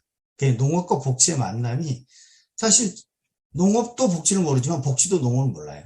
이게 서로가 만나야 되는데 어떻게 만나야 할지 우리는 무엇을 해야 할지 얘기를 해야 되기 때문에 저희가 거꾸로 반대로 이렇게 노인에 대해서 장애 문제에 대해서 귀농에 대해서 이렇게 공부하게 된다는 거죠. 그리고 세 번째는 이제 마을에서 조금씩 이제 얘기를 할 거리가 생겨요. 뭐냐면 이제 빈집이 있으면 집을 좀 제공하자. 그리고 땅이 있으면 땅을 좀 내놔라. 오늘도 귀농하신 세 분 앞에 마을에서 땅을 받아서 이렇게 농사 지을 수 있게끔 연결해 주는데, 그런데 이게 쉽지 않습니다. 마을에서는. 왜냐하면 귀농 문제를 잠재적 경쟁자로 생각해요. 왜? 그전에는 저렴하고 좋은 땅을 마을에서 했었는데, 귀농인들이 들어와야 마을이 저는 살고 마을이 젊어진다고 얘기하는데, 그런 것들이 쉽지 않은 분위기에서도 뭔가를 얘기할 수 있겠다. 그리고 네 번째는 얘기할 사람이 조금 생기더라. 예. 그러니까 이제 3년 되니까 제가 어떤 경험이 있냐면, 저희 농장에 가끔 와보시는 분들이 있어요. 저희가 없어도. 예. 뭔가를 하긴 하는데 뭘 하고 있나. 가보니까 뭐 시선 별거 없어. 근데 뭔가를 하고 있구나. 이런 걸 확인하시는 분이 있고, 앞에 저희 사회적 농장을 하면 주 3일을 시간을 빼야 합니다. 영농에서 주 3일을 빼서 같이 이렇게 하다 보니까 확실히 일할 시간이 줄어요. 저는 이제 그런 면에서 사회적 농장이 하려면은 저는 농사에 어느 정도 축적된 경험이 있어야 한다. 왜 그러지 않으면 그걸 버틸 수가 없어요. 저는 그나마 나름대로 친환경 농업도 오래 했고 안정적인 판매처도 있고 지역에서 어떤 이렇게 문제가 생겨도 연결해 주거나 서로 풀 수 있는 자리를 마련해 줄 수 있으니까 이게 되는 건데, 그러자면 상당히 어려웠겠구나라는 생각이 들었고요. 그리고 농촌이라는 관점보다는 그럼 농업이라는 걸로 좀 나가보면 제가 현장에서 느끼는 거는 참 이 공무원들이 진짜 이해를 못한다. 왜 농장에서 왜 꼭 장애인들이 와야 돼요? 아니 왜 학교가 청소년들이 왜 농장에 와야 돼요? 애들을 공부시켜야지 왜 농사시켜요? 그 다음에 농업과 복지가 왜 만나야 돼요? 그럼 담당이 다른데요? 그러니까 아까 말씀하신 것처럼 6명 단위의 융복합이라는 거에 저는 좀 많이 느끼는데, 읍사무소나 이렇게 시나 도로에 가면 얘기하기가 너무 힘들어요. 거의 뭐 그런 상태에 지금 우리 조건이 대부분은 저는 다르지 않을 거다 이런 생각이 듭니다. 그렇지만 제가 생각하는 거는 우리가 사회적 농업의 개념적 정의라기보다는 사실은 한국에서의 농촌의 마을은 이미 위기 수준을 넘어 있습니다. 제가 자꾸 이제 이번에 마을에 회의할 때마다 얘기하는 것이, 진짜 이대로 가면은 조금 있으면 저만 남을 것 같다. 다 돌아가시고. 그런데도 이제 마을이 이걸 열어주지 않으면 안 된다. 그리고 마을에도 지금 얘기 못 하시는 분들이 있는데, 우리가 그들을 열어줄 수 있게 우리가 바꿀 수 있는 방법으로 어떤 것을 우리가 보여줄 때, 저는 사회적 농장이 아까 말씀하신 도시랑 농촌을 연결하고, 그리고 농업과 복지를 연결해주고, 그렇게 얘기할 수 있거나 뭔가 평가할 수 있거나 뭔가 얘기할 수 있는 거리를 던져서 저는 논쟁을 만들 수 있다. 그냥 좀 그런 것들이 저는 좀 제가 느끼는 3년 하면서 좀 중요한 생각이고요. 좀 아쉬운 거는 지역에 있으니까 이제 제 농장에 많이 오세요. 근데 제일 많이 물어보는 게 지원 내용이 뭐냐 라는 거 좀 많이 물어보세요. 그러니까 그게 아닌데, 요새는 또 정권이 바뀌니까 치유농장 쪽으로 다 가시더라고요. 그래서 지금 별로 안 오시는데, 그런 것처럼 어느 하나의 정책이 현실로 마을로 들어오기에는 저는 좀 오랜 시간이 좀 필요하겠구나라는 생각을 좀 해봅니다. 예, 저는 이상으로 마치겠습니다. 예, 정해진 토론자분들 말씀을 쭉 들었는데요. 그래도 잠깐 좀 정리하는 다른 토론이 있었으면 좋겠습니다. 근데 논의를 좀 집중을 하기 위해서 제가 일단 잠깐 정리를 드리면, 사회적 농업이라는 것이, 농업이 원래 사회적인 기능이 있어서 그걸 다시 꺼낸다기보다는, 농업이 갖고 있는 사회적 기능이라는 것이 굉장히 약화되어 왔고, 사라지다시피 했는데, 그거를 회복이라고 하면 좀 그렇고, 좀 그런 방향으로 농업을 다시 바꿔야 되는 거 아니냐, 이런 입장에서, 그러니까 현재 진행형이고 어떤 목표가 있는 실천으로 봐야지 자동으로 주어지는 그런 것은 아니다라는 점을 전제로 하고, 그때 사회적 기능이라고 하면 제 식으로 표현하면 다시 회복시키거나 살려내거나 키워야 될 사회적 기능이라는 거는, 사회라는 건 간단히 말하면 관계잖아요. 두 사람 이상 모여 있으면 관계인데, 아주 과거에는 농사라는 활동이 사람과 사람을 이어주는 매체로서 기능을 했죠.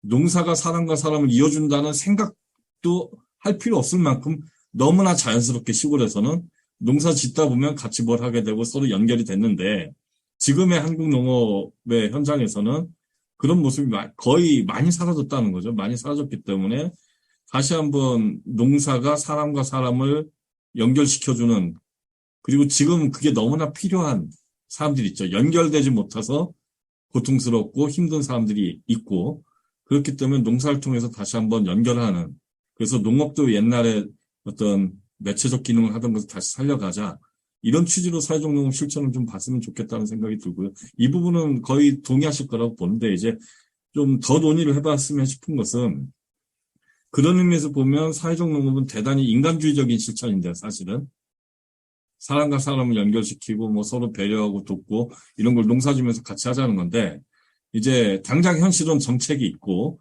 이걸 도와주겠다는 지원 사업이 있고, 이 지원 사업의 발전 방향이 아직 뚜렷하진 않으나 앞으로 정리를 해야겠지만, 한편으로는 이제 정민철 선생님 완곡하게 김작은 박사님 아주 이제 노골적으로 우려하신 부분이 있어요.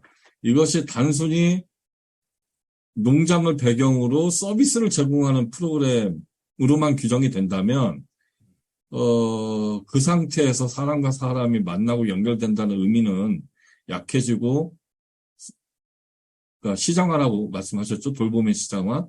이렇게 가면 그런 사회적 농업이 지향하는 인간주의적인 성격은 굉장히 희석될 거 아니냐. 이거는 왜곡되는 거 아니냐. 취지에서 원래 본래길에서 벗어나는 거 아니냐. 이런 우려들을 이제 굉장히 여러 분들이 하고 계신 것 같아요. 뭐 저도 그런 걱정을 하는 입장인데, 이제 사실은 그 다음 던져야 될 질문이 이거거든요. 이론적으로는 그러면 그런 게 걱정이 되면 공적 부문의 지원 없이, 정부나 지자체 지원 없이 그냥 농민들끼리 하는 데까지 하면 되는 거 아니냐, 인간적으로. 정말 공동체적으로. 근데 이제 그런 주장을 하는 분도 드물게 있긴 있으시더라고요. 저는 그 입장은 아니지만.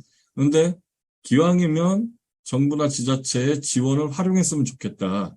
그런데 여기에 이제 암수가 있는 거죠. 이 정부나 지자체 지원이라는 게 아주 그 단말마적인 표면적인 바우처 사업, 일변도 이런 식으로 가거나, 제가 이해하기로는 일본의 농목연계도 그런 성격이 아주 강합니다. 상당히 성과주의적으로 보이거든요. 그냥 농장에 장애인 몇 명 고용시켰어. 인건비 대줄게. 몇 명. 이런 식으로 많이 흘러가는데, 그런 건 사실 사회적 농업이라는 입장에서 볼 때는 그 자체가 어떤 중요한 의미는 있겠지만 사회적 농업이라고 부르기는 어려운 측면이 있는데, 그런 지점들을 염려를 하는 거지 않습니까? 그러면 정책이라는 것이 어떤 식으로 좀 다듬어져야 사회적 농업이 지향하는 관계지향 측면, 인간주의적인 측면을 유지하면서도 실제로 실천하는 농민들 입장이나 주민들 입장에서는 어쨌든 정부의 도움은 굉장히 요긴 하니까 필요하거든요. 이 부분을 어떤 방향으로 끌고 가야 될 것인가라는 부분에 대해서 이제 제가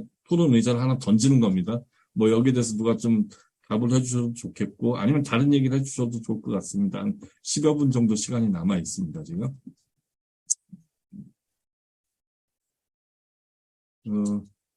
누가 말씀해 주실 만한가?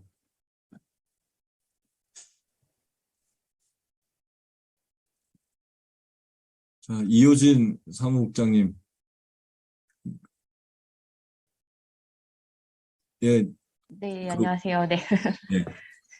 네, 저도 사실은 오늘 이제 이야기를 듣고 많이 고민을 못했는데, 이제 저가 이제 최근에 전라북도에 이제 사회적 농장 17개소를 다는 못 가봤지만 거의 다 가보면서 오늘 나왔던 얘기랑도 좀 이렇게 공감 가는 부분들이 있는데요. 저는 아무래도 현장에 있어서 그런가 이제 제주 사회적 농장의 한태우 선생님이 이제 말씀하셨던 것을 이어서 받으면, 제가 돌아다녀 봤고, 사실 저는 어떻게 보면 아까 그 체험농장화 된다고 하는 부분이나 농장들이 욕심내는 부분에 대한 반감을 많이 갖고 있었던 사람으로서, 실제 조금 더 이제 어쨌든 인터뷰라는 것을 통해서 그 사람들의 얘기를 많이 들어보고 활동들을 좀 더 가까이서 지켜보니, 앞서서 나왔던 것처럼 농촌이 지금은 너무너무 위기인 상황이더라고요. 그래서 너무너무나 견뎌내기 힘든 서로서로가. 그래서 한편으로는 농민 자체도 내가 죽겠고 내가 어떻게든 돈을 벌던지 내가 좀 살아야겠으니까 사회적 농장 어떻게든 조금의 돈벌이가 되는 조금의 이제 소득 보전을 할 수 있는 사회적 농장을 해서 나의 이제 농한기에 좀 소득을 지켜보자 하는 거 한편과 그 다음에 조금 더 이타적인 부분은 내 주변에 같이 왔던 내 주변의 청년들인데 이제 아직 농업으로 소득을 마련을 못하고 내가 사회적 농장을 받아서 이 친구들의 조금의 강삽이라도 줄 수 있지 않겠나? 이 친구들이 그러면 조금이라도 소득 기반을 유지할 수 있겠냐 하는 마음으로 하고 있는 사회적 농장이 있었고, 이제 뭐 완주 같은 경우는 조금 더 이제 나아가서 완주 얘기하니까 군산 얘기를 할게요. 군산에 이제 산돌팜이라고 하는 곳은 그 장애인의 입장에서 이 친구들을 이제 학생일 때부터 쭉 가르쳤는데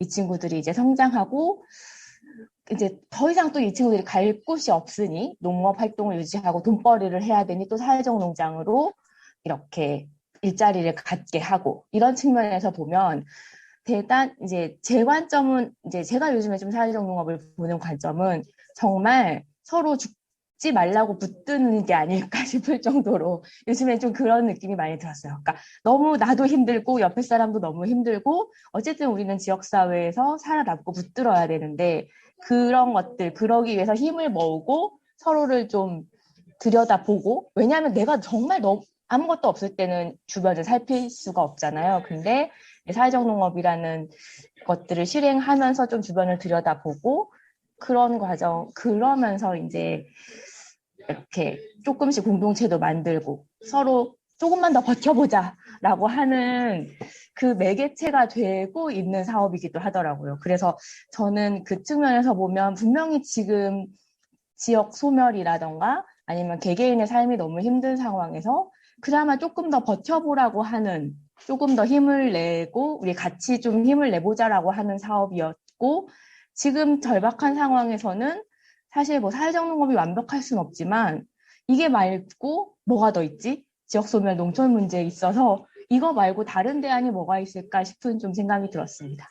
그래서 저는 조금은 더 지역사회의 관점, 농촌을 유지하는 관점에서 바라보면 사회적 농업이 마중물이 될 수 있고 그 사람들의 삶의 자취를 이 사람들이 이 다음 삶에 뭐가 필요한지를 살펴보면서 좀 필요한 정책 사업 그리고 그 지속 가능성 문제도 아직 이제 5년 차에 돼서 저 지속 가능성을 만들고 졸업해야지라고 하시지만 사실 말씀드렸듯이 심폐소생하고 있는 상황에서 그것들을 농장의 지속 가능성을 찾았어야 되는 건 좀 무리수인 것 같고 사실 이제 원래 처음에 이제 농식품부나 이렇게 관련된 기관 정책 하시는 이제 행정분들도 같이 찾아보겠다고 하셨었던 거잖아요. 뭐 복지와 연계나 다른 분야와의 연계점을 찾아보겠다고 했으니 이제 5년 됐으니까 알아서 찾아라는 관점보다 이걸 해보니 이제 이렇게 중요한 사업이었기 때문에 같이 좀 찾아보는 관점이 좀 필요해지는 시점이 되지 않았나 싶습니다.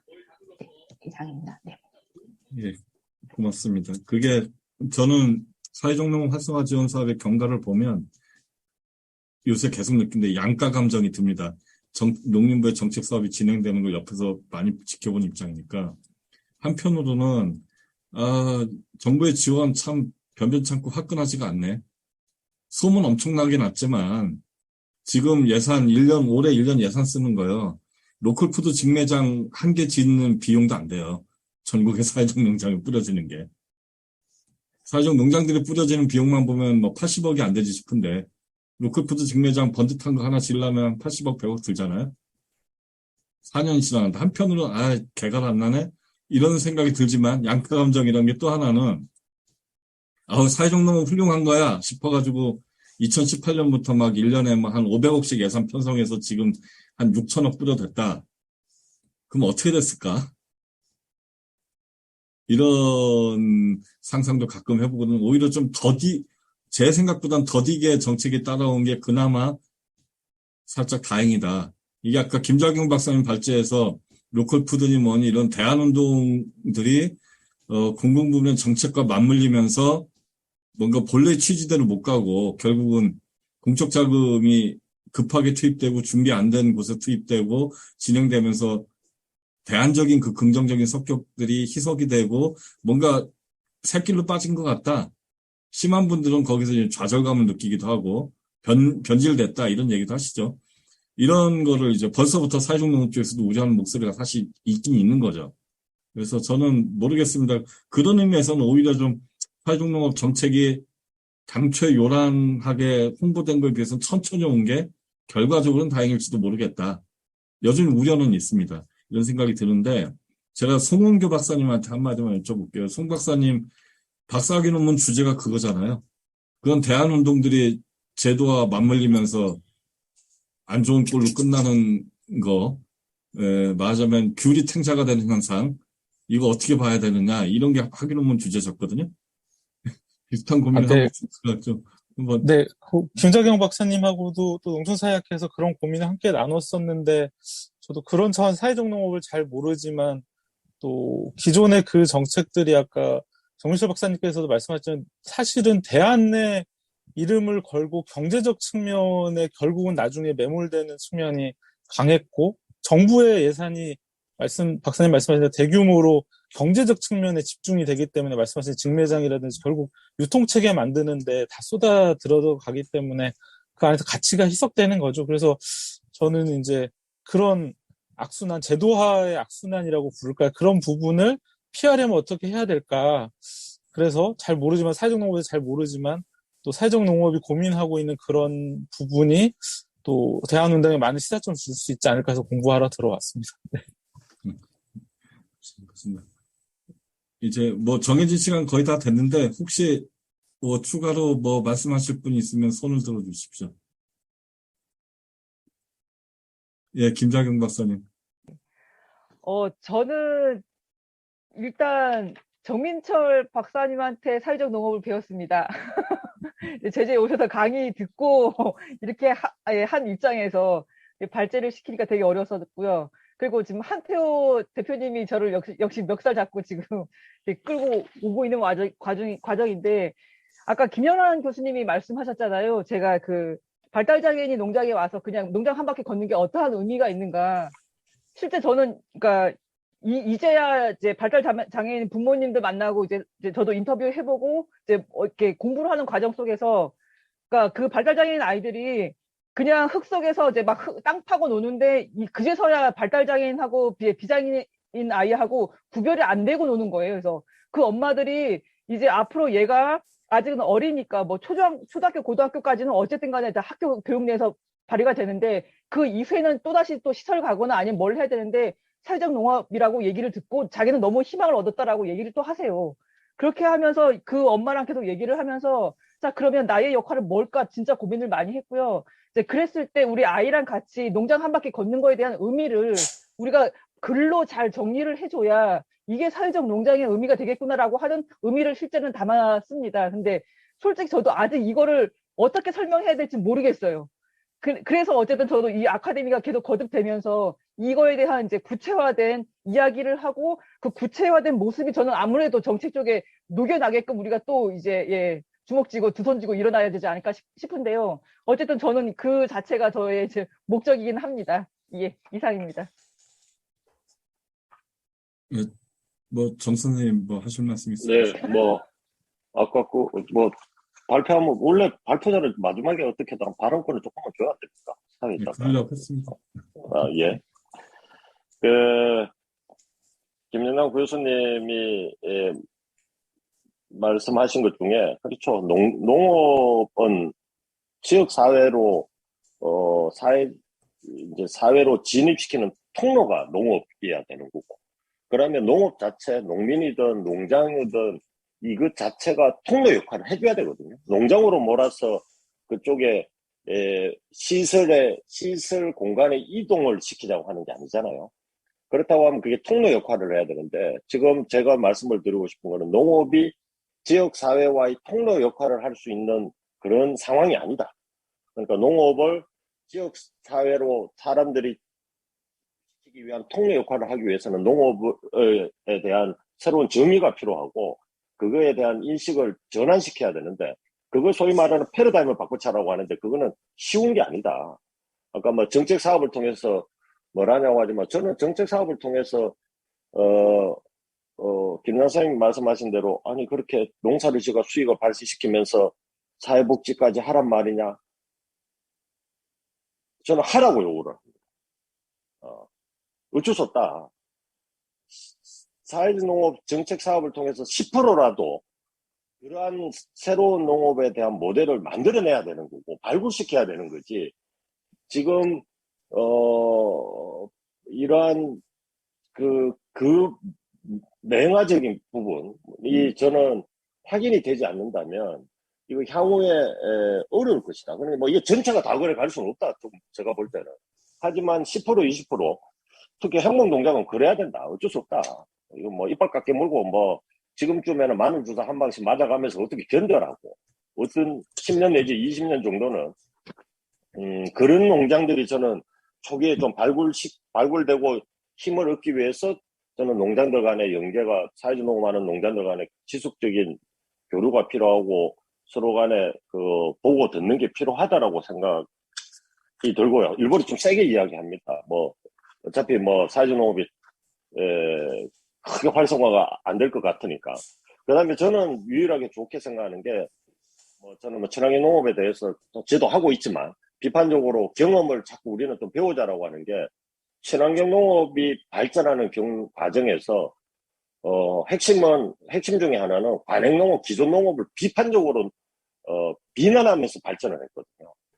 그래서 저는 사회적 농업은 그렇지 않다라는 거죠. 누군가를 비난하고 뭐 저는 크게 생산성 중심으로 경제적인 기능을 하는 농업이 뭐 특히 뭐 대농이 이게 나쁜 거냐 그렇지는 않다라고 봅니다. 이거는 주제가 작업이라고 했을 때는 실제로 중요한 농업의 형태인데 저는 농업의 다양한 경로를 만들어내자. 그러니까 다 그것만 하지 말고 그런 농업이 있고 사회적 기능을 가지는 이런 농업이 있다라는 것을 저는 확인시켜주면 더 많은 경로가 만들어질 수가 있다. 그러니까 그런 거를 보여줄 수 있는 뭔가가 필요하고 한국 농업에서의 특징은 한국의 사회적 농업은 저는 유럽이나 다른 나라의 사회적 농업은 대부분 hu 박사님도 말씀하셨지만 농장 기반이라고 저는 이야기를 하는데 저는 어쩔 수 없이 한국 사회적 농업의 발전 경로는 마을 기반일 수밖에 없을 거다. 단위 농장이 아니고 여러 개의 농장이 연결되어지고 지역사회에 이게 마을이든 면이든 이렇게 연결되어져서 조금 기능들이 마을 내에서 이 마을을 리라고 볼 수도 있고 면이라고 볼 수도 있거든요. 그러니까 쪽에서 다양한 분야가 연결이 되어져서 사회적 농업이 완성되어지는 형태 가지는 게 저는 한국의 사회적 농업의 특징이 아니나 한국의 실정에 맞는 사회적 농업의 활동이 아닐까? 그러면서 농장을 하는 사람은 어쩔 수 없이 좀 고생을 하더라도 뭐 그렇게 했으면 좋겠습니다. 예, 이상입니다. 예, 고맙습니다. 아무튼 사회적 농업이라고 할 때 사회라는 게 뭐 어느 한 개인 혼자 할 수 없는 건 분명하고 거기 농업이 붙은 거는 농업이 사람과 사람들을 만나는 어떤 매개적인 활동으로 작동하는 것이 바람직하고 그게 필요하다는 인식이 다 깔려 있는 것 같고요. 그래서 한국의 사회적 농업은 뭐 제가 알기로는 유럽도 결국은 마찬가지인데 개별 경영체들이 어떤 서비스를 제공하는 프로그램식으로 갈 수는 없는 것이고 여러 주체들이 모여서 같이 뭐 쫓기는 지역사회를 바꿔나가는 그런 모양새로 갈 수밖에 없다고 보고요. 정해진 답은 아직 정확하게 제출 안 되어 있고 답을 만들어가야 되는 거라고 봅니다. 덧붙이자면 우리 두 종류의 용어가 있습니다. 농업의 다원적 기능이란 말이 있고 다기능 농업이란 말이 있는데 같은 말 같지만 사실 달라요. 농업의 다원적 기능이란 말을 쓸 때는 농업을 하면 농사를 지면 환경보호니 뭐 사회적 기능이니 이런 것들이 있다.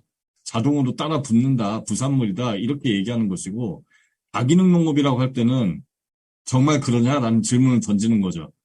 그랬어야 되는데 그렇지 않으니까 그렇게 되도록 농사를 좀 바꾸자라고 얘기할 때 다기능 농업이란 말을 쓰는 거죠. 저는 사회적 농업이 이제 후자의 입장에서 봐야 된다고 생각을 합니다. 좀 농업의 어떤 의미를 새롭게 좀 바꿔내고 새로운 의미를 부여하는 그런 아주 먼 길에 지금 초입에 들어와 있어서 굉장히 혼란스럽겠지만 관련되시는 분들이 또 힘드시겠지만 뭐 그렇죠. 뭐 항상 그렇듯이 길 없는 길 만들어서 가야 되는 거죠. 뭐 그렇게 생각을 하고요. 아무튼 오늘 세 번째 세미나까지 많은 분들이 참석해 주셔서 감사하고요. 저기 이은경 대표님께서 다음번 세미나 안내하고 뭐 광고하실 게 있으면 잠깐 광고를 하고 마칠까 하는데 어떠십니까? 음소거 해제하셔야 됩니다. 네, 세 번째 토론까지 계속 듣고 있는데요. 너무 어려운 것 같습니다. 근데 오늘의 결론이 오늘 되게 힘들었는데 우리 정철 선생님 마늘 주사 맞고 버티라는 말씀에 네, 마늘 주사 맞으러 가야 될 것 같고요. 다음번은 지금 저희가 매달 이 콜로키움을 주제별로 준비를 하고 있는데요. 다음번은 이제 7월 달에는 이 온라인 콜로키움이 없어요. 7월 달에는 경주에서 사회적 경제 박람회가 진행이 되는데 거기 부대 행사로 사회적 농업 성과 공유회로 오프라인으로 저희들이 또 준비를 하고 있습니다. 그래서 못 오시는 분들을 위해서 저희들이 뭐 다른 자료로 해서 밴드로 공유를 할 거고요. 다음 주제는 이제 8월부터 다시 또 매월 시작이 되는데, 지금 다음번 주제부터는 이제 현장, 사회적 농업의 현장 이야기를 중심으로 해서 토론이 진행이 될 예정입니다. 그래서, 저희가 지금 오늘 좀 많이 전화를 안 드렸더니 오늘 많이 안 들어오신 것 같아요. 그래서 다수다 보니까 밴드를 이용해서 소통을 하고 있는데요. 오늘 들어오신 분들은 밴드를 더 자주 봐주시고요. 다음번에는 조금 더 많은 분들께 또 연락을 드려서 많은 분들이 또 함께 얘기 나눌 수 있는 자리 만들도록 하겠습니다. 7월달, 8월달에 다시 뵙겠습니다. 네, 감사합니다. 예, 고맙습니다. 오늘 세미나는 이걸로 마치겠습니다. 예, 수고하셨습니다. 고생하셨습니다. 수고하셨습니다. 예.